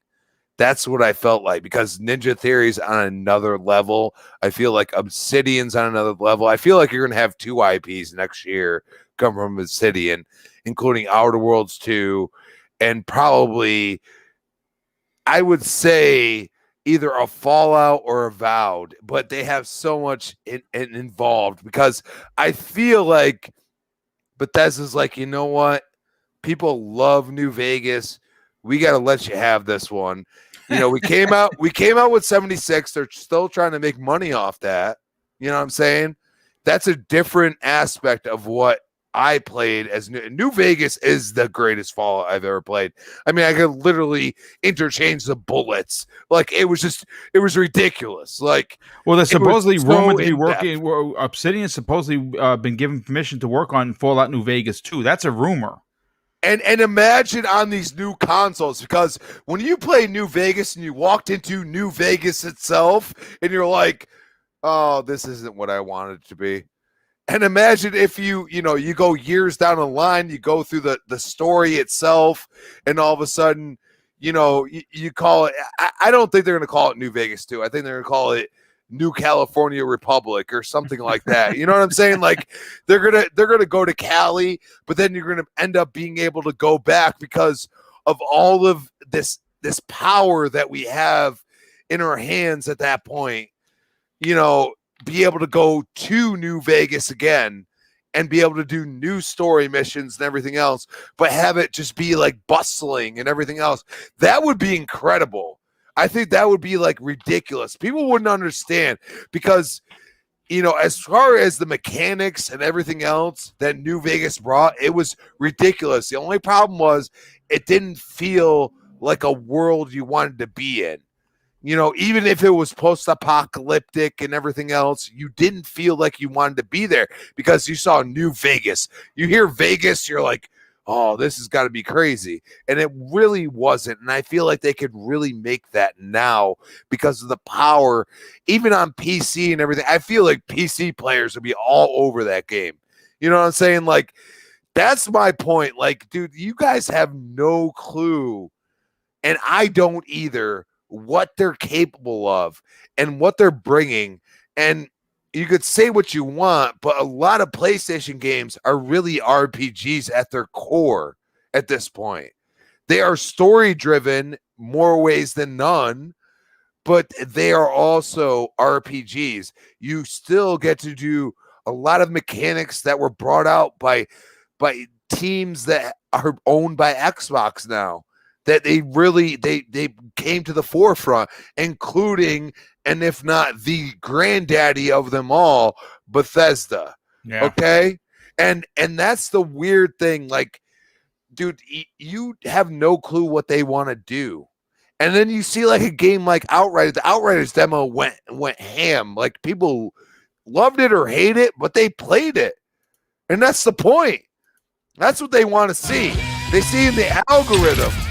They want to play it, and if you're not going to play it, they're fine with that because they had so many other people that played it, and people either gave them feedback or said it's trash.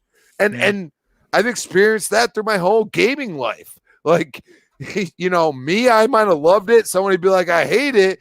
And they gave me good reasons. And I'm like, well, I can't disagree with you. That's where the constructive criticism comes into a point. And the one thing I'll say about Xbox is they're asking for it. They really are. Even on Iron Lords on Sunday, Jason Ronald said that means something to him. He wants to hear it. Whether it be negative or positive, I want to hear it. And that's out of context. That is not a quote. I'm just saying he really was adamant that they take the feedback seriously. And you have another one that's silent. And at some point, you have to realize that if you're going to be in the ecosystem and if your voice can't be heard, that means something to me. If my voice can be heard, even though it's not perfect and it may not be what I really want, at least they're trying. And that means something. Yeah, no, I absolutely agree. Everything you said, as a matter of fact, and I think Microsoft is listening, and I think they're going to hear the people like us talk about it. And at the end of the day, I really think that it's super important to, look, here's the thing. I don't want to get back to the Bethesda exclusivity thing. I want to continue down this path of how many first party games are coming. What's interesting, and again, I really think it's perplexing how Microsoft is still not being looked upon as a threat. And I think that is a mistake for Microsoft. I think that's a mistake not for Microsoft, for Sony.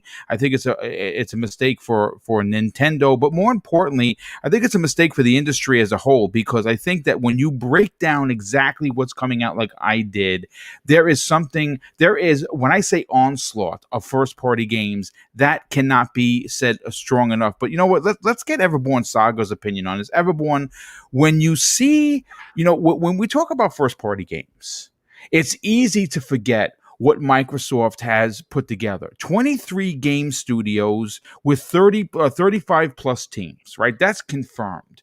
I don't even know. I mean, there's a lot that wasn't announced that I couldn't add to the list because I just don't know. I don't have an inside source that's strong to give me unannounced games.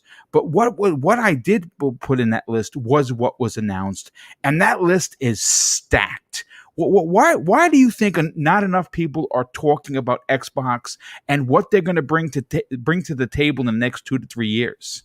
See, this is where I would disagree with you, Boom. I think that everybody is talking about Xbox. In fact, people can't keep Xbox name out of their mouths, right? Oh, well, you do have a point, Everborn. He does have a point, yeah. And all the talk of the town, there was a whole thing today. Everybody's going muting the word ZeniMax or Bethesda. I saw that. I saw it was ridiculous. Oh my God, what are they going to do? Can we have their games? Xbox has no games, but they're going to put them on our platform, right? Right. Yeah, absolutely. Right? So this is the thing. Right. And what's on top of that amazing list, which I'm going to discuss my favorites in a moment. Let's just give the folks at the Iron Lords podcast a shout out for a second. Oh. They had Jason Ronald there. And in that whole stacked list that you mentioned, he said the thing that he is most hyped for has not been announced yet. That is in a year when Halo Infinite is coming out. That is in a year when Crossfire X is coming out. Like, let's really think about that.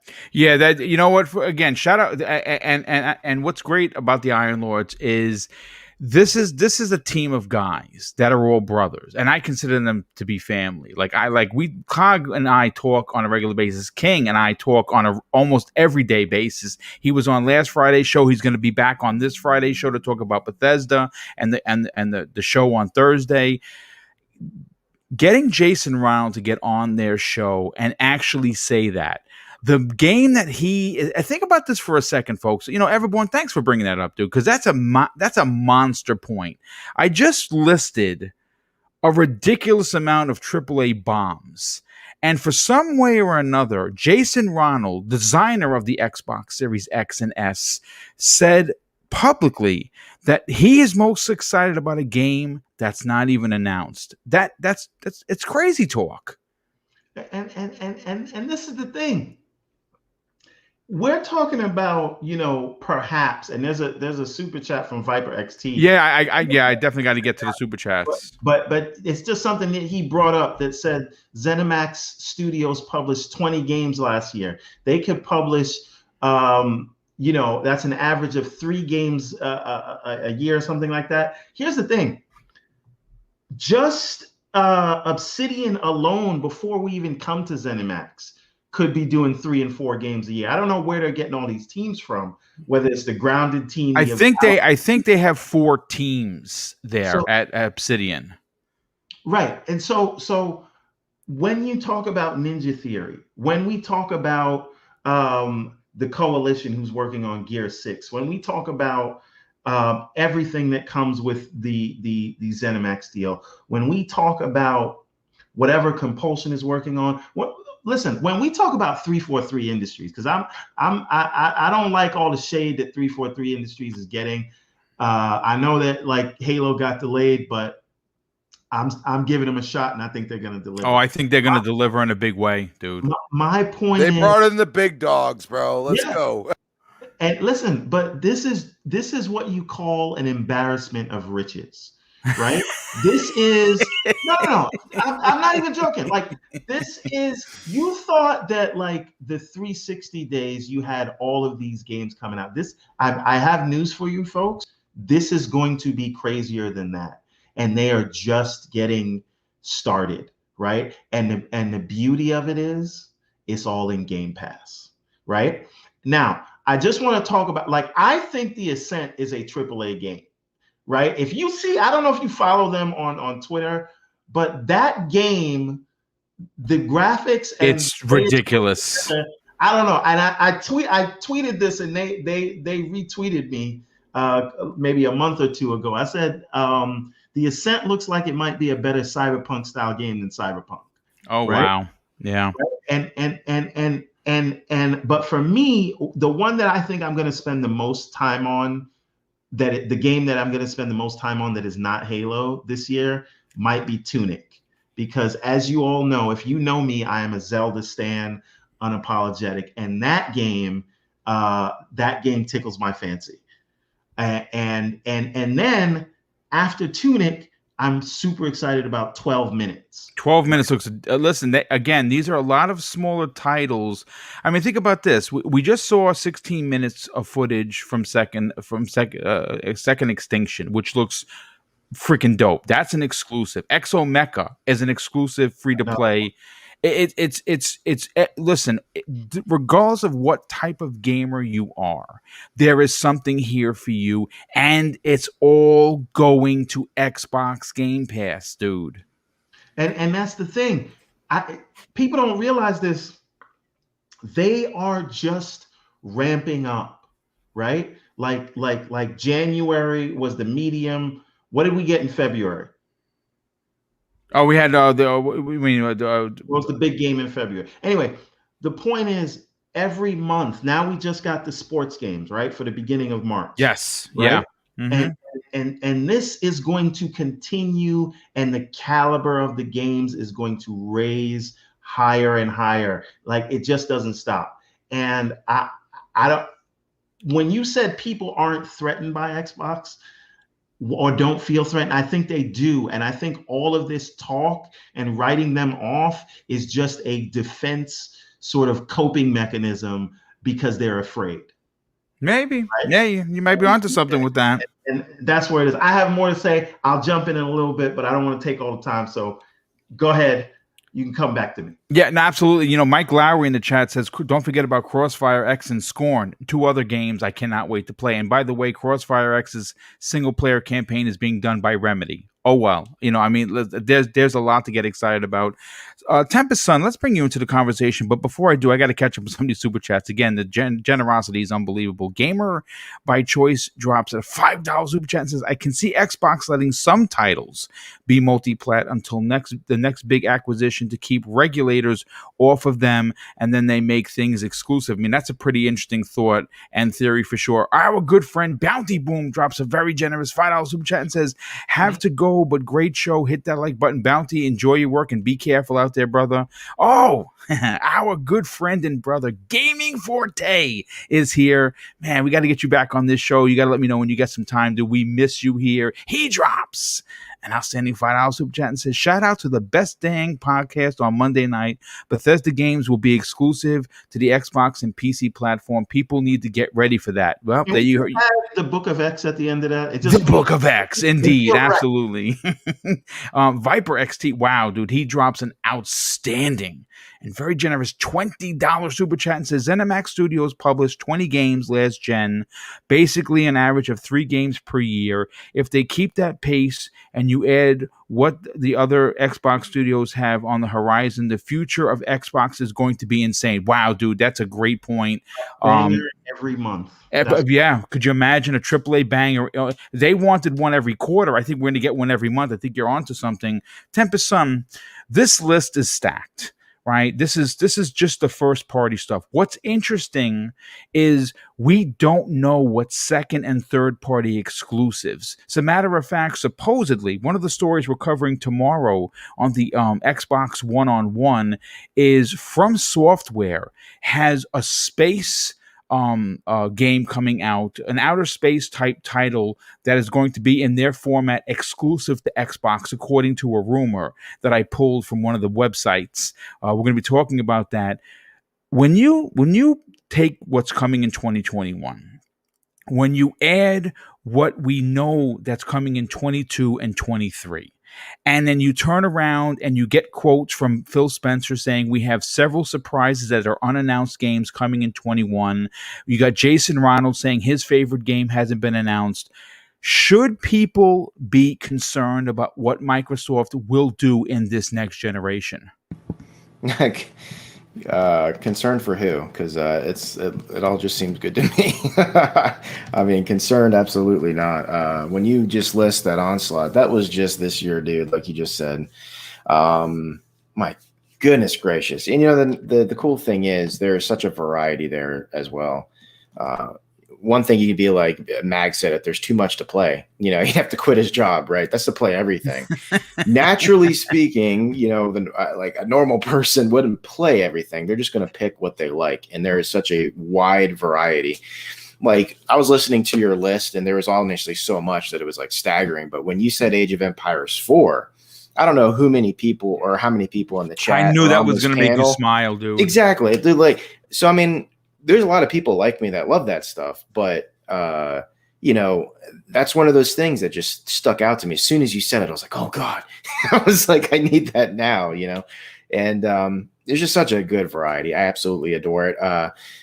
One thing, we also have the rumor from Jeremy Pentner or ACG when he was on his podcast. Yes. Mm-hmm. So he still thinks that there is a company being acquired that was going to have a game coming out this year, but their game would be exclusive then. I think what he was talking about was Dying Light 2 being a AAA bomb, and I think it's Techland. Maybe he did come out later and clarify that wasn't it. I don't know if he was just trying to save face because like, oh no, they figured it out, because apparently he has friends at the studio. I don't know. I mean, it could be that, could be whatever it is. I'm excited to find out. We just got the Jason Ronald bomb that the thing he's most looking forward to wasn't even announced yet, which just, you know, blows my mind. That blew my mind. Like I literally rewound it to hear what he had to say, because I'm like, did he just say what I think he said? He didn't even go back on it either. He didn't. Yeah. He just sat there. Yeah. So I don't know what they have up their sleeve that's launching this year. Everybody this year, but that's like a big deal. And I'm so honestly, as an Xbox fan, I gotta be honest, I'm so sick and tired with the notion of course Xbox has no games, but we've heard that a million times. Okay, I'm sick of that. But what I'm also sick of is people making it seem like Xbox has no games this year, right? Like there's nothing coming out, and they keep saying, oh well, they only have Halo. I'm like, no, man. I'm like, they're just in a position now where they don't have to show you things years and years in advance if they don't want to. They have so many studios and so many games, like almost on any given Sunday, so to speak. They could just drop something and say, hey, surprise. As a matter of fact, oh God, I can't believe I'm blanking on his name. Todd Howard. He's said if he could, he would literally announce the game and have it be out like then. It's not good for business for the most part, unless it's a free-to-play game. But he would love to do that, right?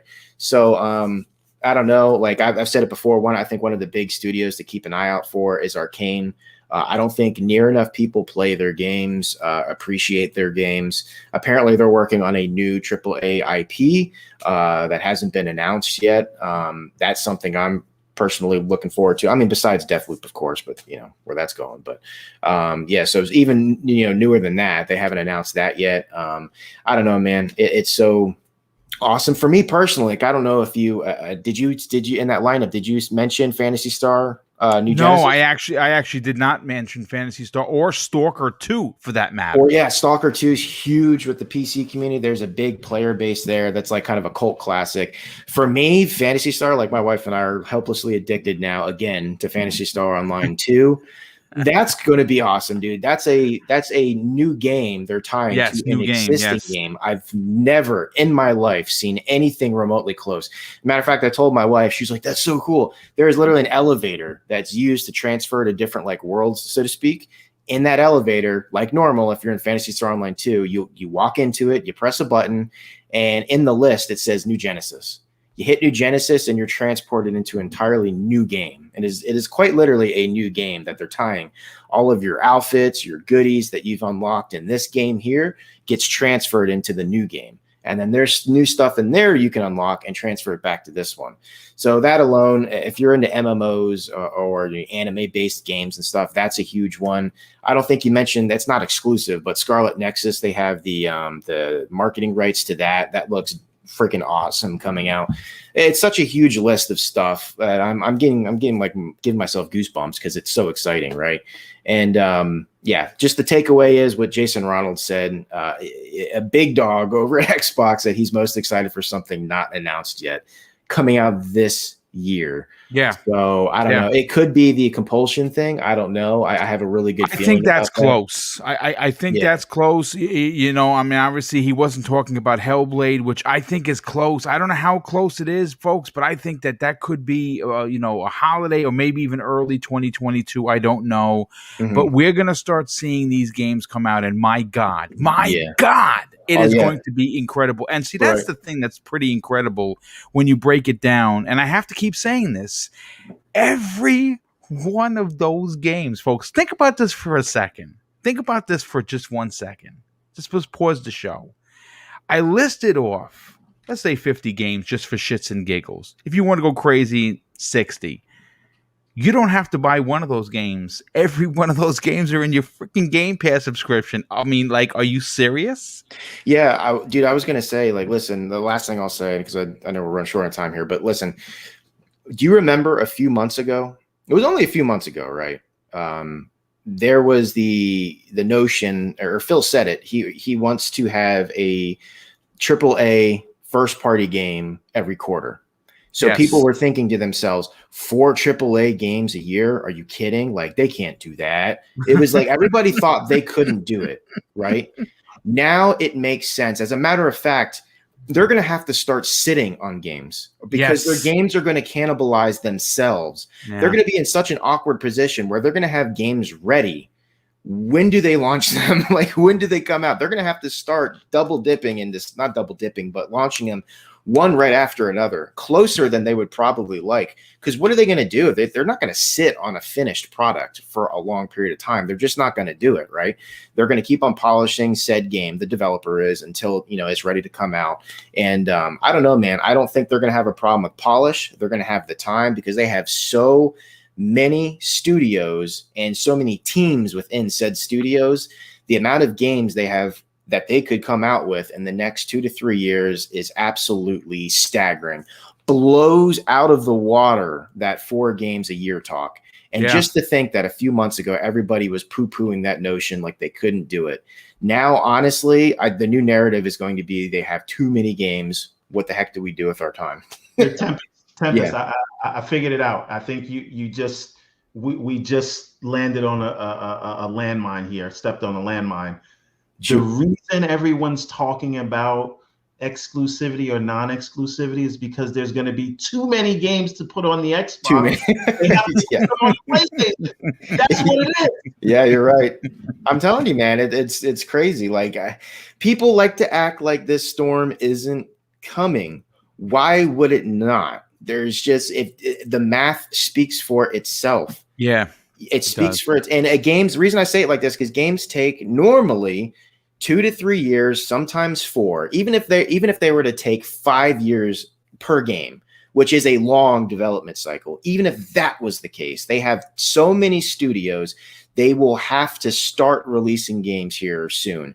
And it is a ton of games, a ton. And even if you look at the release cadence for something like Bethesda, Starfield's coming out this year, people. If you look at when they release their games and how far apart, this is on the long end of when Bethesda Studios likes to release their games. So it's coming out this year. All right. Yeah, I you almost know put what my you'll do. money down, man. You'll get an announcement in June because we're going to be talking about again. Tomorrow's show is going to be fire, folks. Mhm.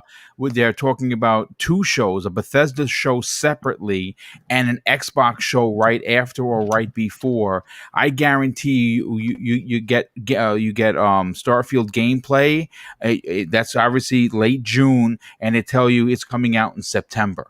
That's Mhm. what I think you're going to get with that, and right into Game Pass. And honestly, folks, I think that's the first game that is basically the shot across the bow, so to speak, where they say coming exclusively to Xbox and PC in September 19th, 2021. I think that's what you're going to get, and I think then that is really going to, I guess, draw, because think about this for a second. You know, September's rolling right into the holiday. What if Microsoft does have those Series S's in an abundance and they drop them to 250, and you can turn around? I mean, come on, they're gonna sell. And again, I know Microsoft doesn't have to sell hardware like Sony does, but they're still gonna push that S to get people into the ecosystem. And man, dude, it's gonna be an incredible time. Cybernox, you've been sitting there patiently. You got a lot to say. I dropped some megaton bombs with the amount of games coming out, and that is not even what we don't know. Could you imagine what they have on the back end with all these secret squirrel handshake deals, especially in the Japanese region where Phil has been spending a lot of time? What are your thoughts on people not worrying about, like Tempa said, the storm that's coming for Xbox? It's unbelievable. If you think you had a backlog now, just wait in a couple of months or maybe a couple of years. It's going to be insane.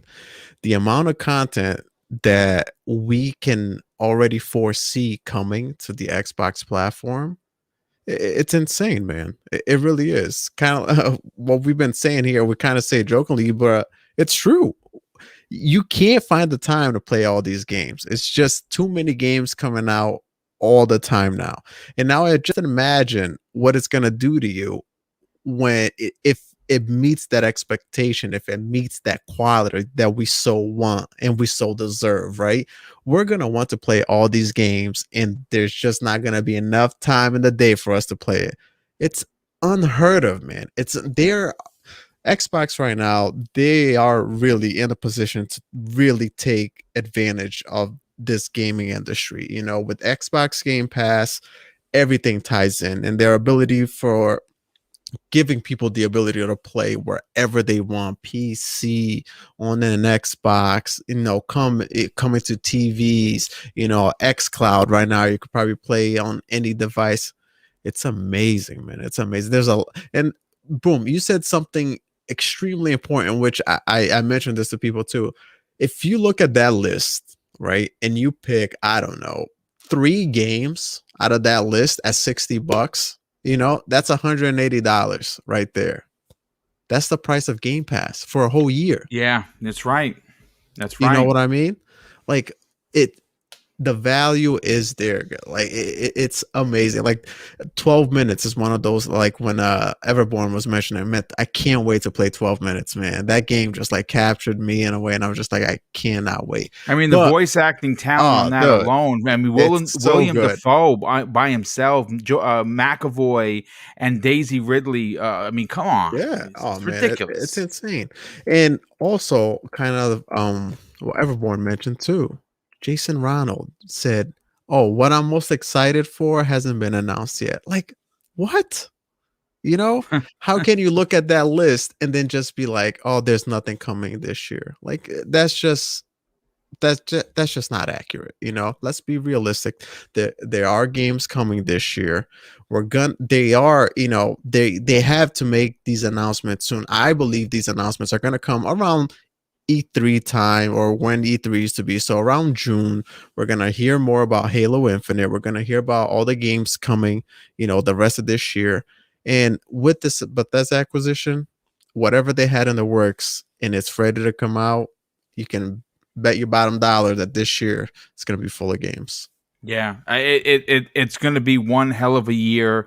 And then obviously, again, Phil Spencer said at the beginning of the year during his I don't want to say it's State of the Union. I want to say that usually he does a closing out the year and opening the year with Major Nelson. He said 2 to 3 unannounced surprises coming in 2021, right? So, I mean, obviously, I think Forza is safe to assume we're going to get a new Horizon. But the other two, well, I have no idea. Take your pick of what I talked about earlier. Jason Ronald saying that there's his favorite game of the year hasn't even been announced yet for 2021. You got ACG podcast saying there's a AAA game that was going to be multi-plat, but Microsoft bought the company and now it's an exclusive. I mean, dude, it's crazy to think about what's coming this year. I hear people say a lot too, like the argument of Game Pass, like, oh, you're just renting your games, and it makes you feel like you don't put priority on the games that are on Game Pass. That's ridiculous. And my counter to that is, and I think I've mentioned this on the show as well, how many games, like everyone listening in, how many people here on the panel, how many games have we purchased at $60, started playing it, and then just jumped into something else and either forgot about that game or came back to it later on, but you bought it at 60. You know what I mean? It happens all the time. All the time, dude. It happens all the time. Just look at your backlog. You know what I mean? It happens. Game Pass just alleviates that. You're paying a fee. Obviously, you don't own the game, but if you want to own the game, you can buy it at a discount. Yeah, exactly. Mm-hmm. Hey, Cyber. Yeah, I just want to add to your point. You know what always happens to me, and this is like been the story of my life for the last I don't know how many years. I will buy a game that I'm super excited about, so like I pre-order it, then the release date comes. I don't play it, and then months, maybe a year goes by, and then I see, oh, it's on sale for $10, and then that is when I go and play the game. Oh man, yeah, exactly. It happens to all of us, man. Especially now, the games are moving so. You see games dropping price in like 3 months. 3 months. Sometimes even sooner. Sometimes even sooner. When I bought the 2 new consoles, I bought like 11 or 12 games right off the bat, just because I was excited and I got the new consoles. But I tell you, I'm not buying another game until I'm finished them. I'm not. And I'm ripping through them one by one, getting my platinums, getting my thousands, but I will not get a new one until I'm finished them. I don't care what it is, because by the time I get to it, like Everborn was saying, it'll be $15. Yeah, so for like the I'm Game not of the doing Year edition with all the DLC. Exactly. So I can wait. Mag, I got news for you. With all these games coming to Game Pass, I don't think you're buying any more games. Yeah, well, I know. No kidding. Resident Evil 8 is what I got a candle in the window for. After that, everything else can wait. Yeah, no, I don't blame you. Listen, let me catch up some of these super chats to get everyone out of here. We're closing in on we're actually past the 2 hour mark. This has been one hell of a show. I can't believe 2 hours went by. JD Gamer, a generous friend of the show, he drops an outstanding $10 super chat and says, imagine Microsoft absorbing these publishers: Sega, which is a lot of people's wish lists, Paradox, WB Games after Bethesda, and then adding these individual studios: IO Interactive, Techland, which I believe they bought already, People Can Fly, which I believe is coming, Bloober Team is another one they should, Crytek, just on the Crytek engine they should buy them, and Mistwalker. I mean, my God, what a list. Lazy Couch Gamer drops an additional very generous $5 super chat, says, From Software doesn't have a huge following, but a very loyal one. Would be a dope buy if the price is right. Probably not going to happen. Just saying, though. Well, you know what? I think that they're working with them on an exclusive. And again, I have some good information. If you tune in tomorrow at noon, I'll break that down. JD Gamer drops an additional $5 super chat and says, if Microsoft acquires all of these devs and publishers that I listed above, it would make the Xbox platform the first choice to play, and ultimately, isn't that the goal? Yeah, well, listen, we've heard, and again, folks, this is just rumor. I don't have it, I didn't talk to Phil. I didn't give him a call during the weekend. Supposedly, they want to stop at 30, which means they have 7 more studios to go. Who those 7 studios are going to be, I don't know. But could you imagine if Microsoft had 30 first-party studios? I would say generation over at that point, for real. I mean, it would be so ridiculous. You're talking about 30 first-party teams, again, potentially, and what would that move them? 40, 45 teams working on games? You're right. You'd probably be there would be games on top of games on top of games. You wouldn't know what to do with yourself. But let's get to the outros. First of all, we had almost 700 people here today, which is incredible. And there's a lot of excitement. And thank you so much. If you're new to the channel, please consider subscribing. And if you're here, we still have 530 people here. Hit that damn like button. It would be greatly appreciated. But let's start with our guest, Crispy Bomb. Thanks so much for being here, brother. Where could people reach out to you on social media? But more importantly, what other shows and what else you got going on? Well, I'm mind blown because like the conversation was so good, even in the chat. Shout out to the chat. Panel as usual, which I've been here many times, and I appreciate you all welcoming me so nicely. But I wasn't, you know, as far as it being an Xbox gamer, I want to hear console launch exclusive world premiere. You can hear a lot of that. That's what I want to hear. That's what I want to hear.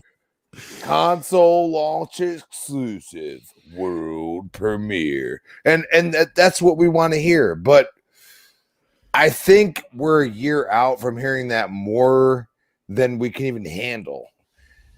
Until then, you heard Jason Ronald.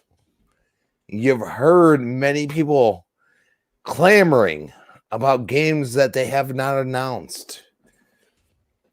Be wary if you think it's not going to happen, because there's no reason for them to say that.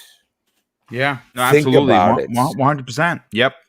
So I love this gaming community, but please, for the love of God, stop with the fanboyism.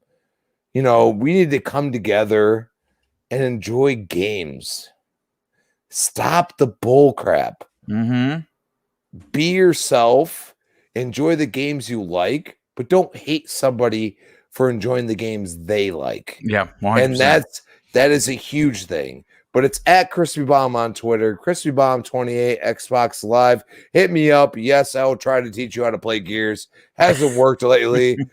Most people just don't understand what I'm trying to tell them. So, I mean, you know, it is what it is. But I can carry you through Division, unless you're the 8 people I played with the other day.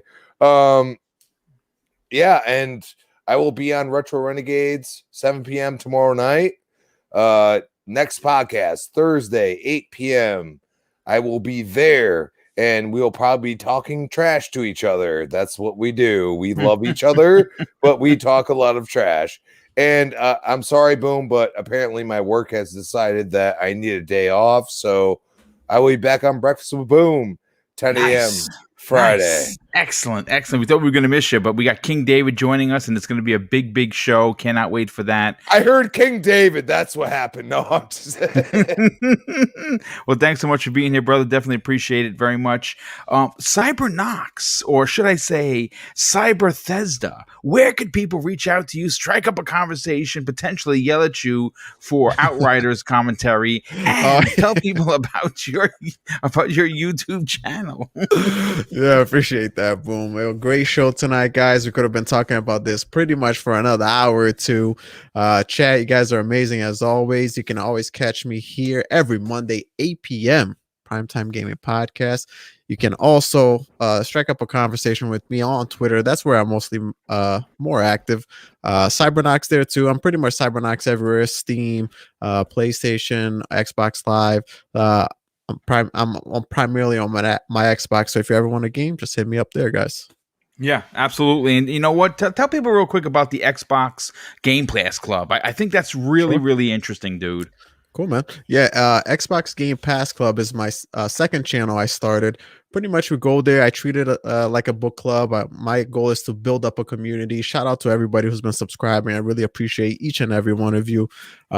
Pretty much we take a game at random, or my goal is to have a community vote on the game. A lot of places do something like that, but this is exclusively to the Xbox Game Pass, just because it's such a, if you don't have the game, it's such a low cost to buy into Game Pass that anyone can go ahead and try it. We go there, we vote on the game. Right now I'm picking games at random, and we just try different games, use Game Pass's own discovery mechanism so we can go ahead and, you know, discover new games. Pretty much that's the intention of the channel, and it's doing really well so far. I love the games I've been playing. So anyone that wants to check out the channel or check out the Twitter, it's Xbox Game Pass Club. Well, thanks so much for being here, brother. Definitely appreciate that. And Tempest Son, where could people reach out to you on social media, but more importantly, get wrecked like you did? You did some justice this weekend in Halo. You listen, folks. If you missed the tournament, I just want you to know that the good old boomstick here was the drunk uncle that they kind of just put in the back seat and they kind of towed along. That's what happened, because really, Mr. Bad Bit, Zemi Games, and this sniper elite known as Tempest Son they were monsters. I was getting 7, 8, 9 kills. These guys were racking up the big numbers, 20, 15, 18. Joe had almost 30 by himself in one match. It's ridiculous. Tell everyone about where they can reach out to you, bro.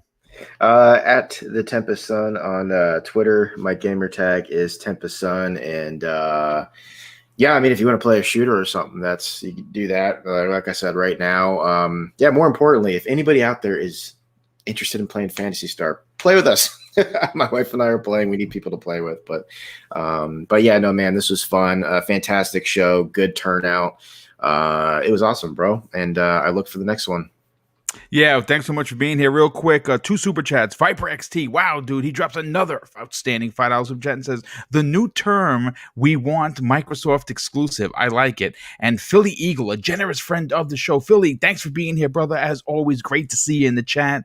He drops a $2 super chat and says, great show in chat. Thanks. Hit the like button, peoples. Thanks. Yes, please hit the like button. Everborn Saga, let's go to you, dude.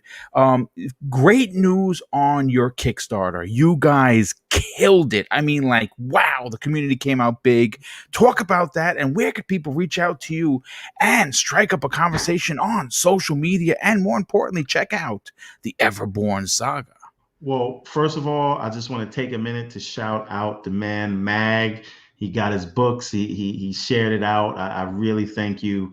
And I thank everybody who has invested in this story that I'm trying to tell. And I hope you all are happy with the product, and it is only going to get better from here. So thank you, Mag, and thank you, everybody. Now, that being said, you can find me everywhere at Everborn Saga. So Everborn Saga on Xbox, Everborn Saga on PlayStation, Everborn Saga on Steam. I just changed that now, like 5 minutes ago. And more importantly, everbornsaga.com, where you can see the comics and everything else we have going on. And the Kickstarter still has 21 days to go.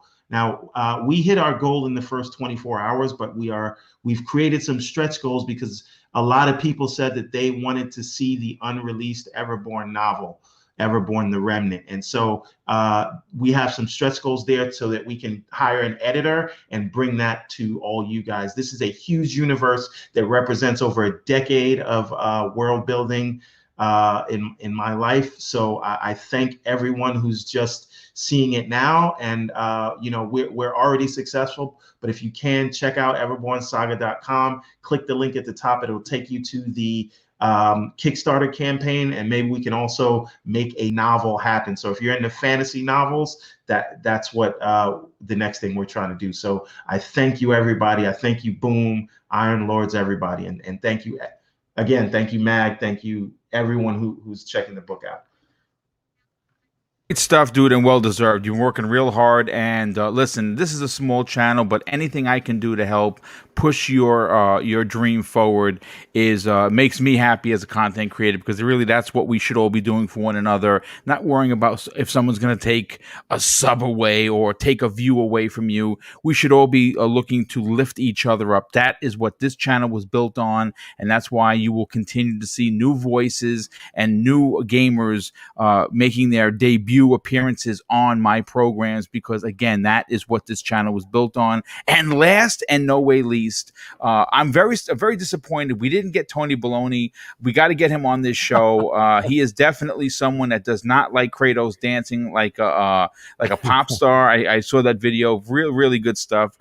Middle-aged gamer guy, thanks so much for being here, brother. Thanks for your strong opinions. Where could people reach out to you? And maybe, just maybe, I might be joining you tomorrow night on Noof Nukem's podcast. That is correct. And yes, you can follow me on Twitter at the Middle Age Game Guy. That's with a GY at the end. On the PlayStation 5 and on the Xbox Series X, you can follow me at all one word, all capitals, because I don't know how to be quiet. I am the Mag. And speaking of not being quiet, I wanted to shout out Indie Gamer in the chat. By the way, halfway through the show, he put, Mag just woke up my wife. And he had hilarious. He had headphones on listening to the show, and I still woke up his wife. So I thought that was pretty damn funny. But anyways, yes, you can find me in those places. And on Twitter, yes, of course, I do a lot of ridiculous things and a lot of ridiculous videos, which are always a lot of fun. And yes, Tony Baloney is always lurking in the shadows somewhere. As for the shows, yes, you can find me here every Monday evening, 8 p.m. Eastern Standard Time, on Primetime Gaming with Mr. Boomstick XL and friends. And tomorrow night, that's right, folks, 10 p.m. Eastern Standard Time every Tuesday, we've got Gaming After Dark with Noof Nukem, Titan Drago, myself, Tony Baloney, and tomorrow night, Mr. Boomstick XL is coming on the show. Boy, you better be ready for that one. He's got a lot to say, especially about that Halo tournament. Anyways, guys, everybody have a great week. Chat, you guys are awesome. Panel, you guys are awesome. And Everborn, yes, my son grabbed the book and won't let me have it back. So I haven't been able to finish it. He said, Daddy, what are you doing? It's mine. I was like, oh, excuse me, right? Like, what do I know? So, yeah, so he's actually reading it on his own now, and he adores it. So, anyways, guys, thank you guys so much, and we'll all see you next week. Hey, Mag, real quick. Yes, sir. Yes. I'm sorry about the other day, man. I didn't mean to shoot you in the head so many times. It's okay. I shot. Actually, you know what? You're the one. You and Boo were the two guys I shot the most. Those other two aimbot cheaters. Okay, they were on a whole different level. And of course, my team, Noof. I hope you listen to this. Titan. I know you're not listening to this, but you know what? You guys all choked. Okay, I was the only one holding it together. Bunch of scumbag. Oh my God, it's almost like Tony Baloney was coming out. I'm saving it for tomorrow night, folks. All right. Well, listen. You know what? At the end of the day, it really was for a good cause. It was fun, and it was for a good cause. You know what? My only problem with the tournament was, man, I really wanted to play in a lot of the Halo 3 maps. I mean, listen. When you talk about Halo and multiplayer, really, is there a Halo 1, 2, 4, or Reach? No, it's Halo 3, folks. So I love Halo 3. It's my favorite. And we are getting Halo Infinite is going to be very, very similar and reminiscent of Halo 3, which I'm very excited about. But folks, listen, it's been a great show. We're here almost 2 hours, 15 minutes. If you enjoyed the program, please hit that like button. Share this out on social media. And if you're new, consider subscribing. And we'll see you next week on the newest episode of Primetime Gaming. But of course, I want to close out the show. That's something that's important to me. Hopefully, one day it'll be important to you. And that's something that my dear old dad taught us when we were kids. And I think now more than ever, it's super important. He used to say, son, treat others how you want to be treated. And also, it doesn't cost anything to be nice. You live by those rules. And I can guarantee you're going to have an awesome day. So take care, everyone. And we'll see you next week on the newest episode of Primetime Gaming with Mr. Boomstick and Friends.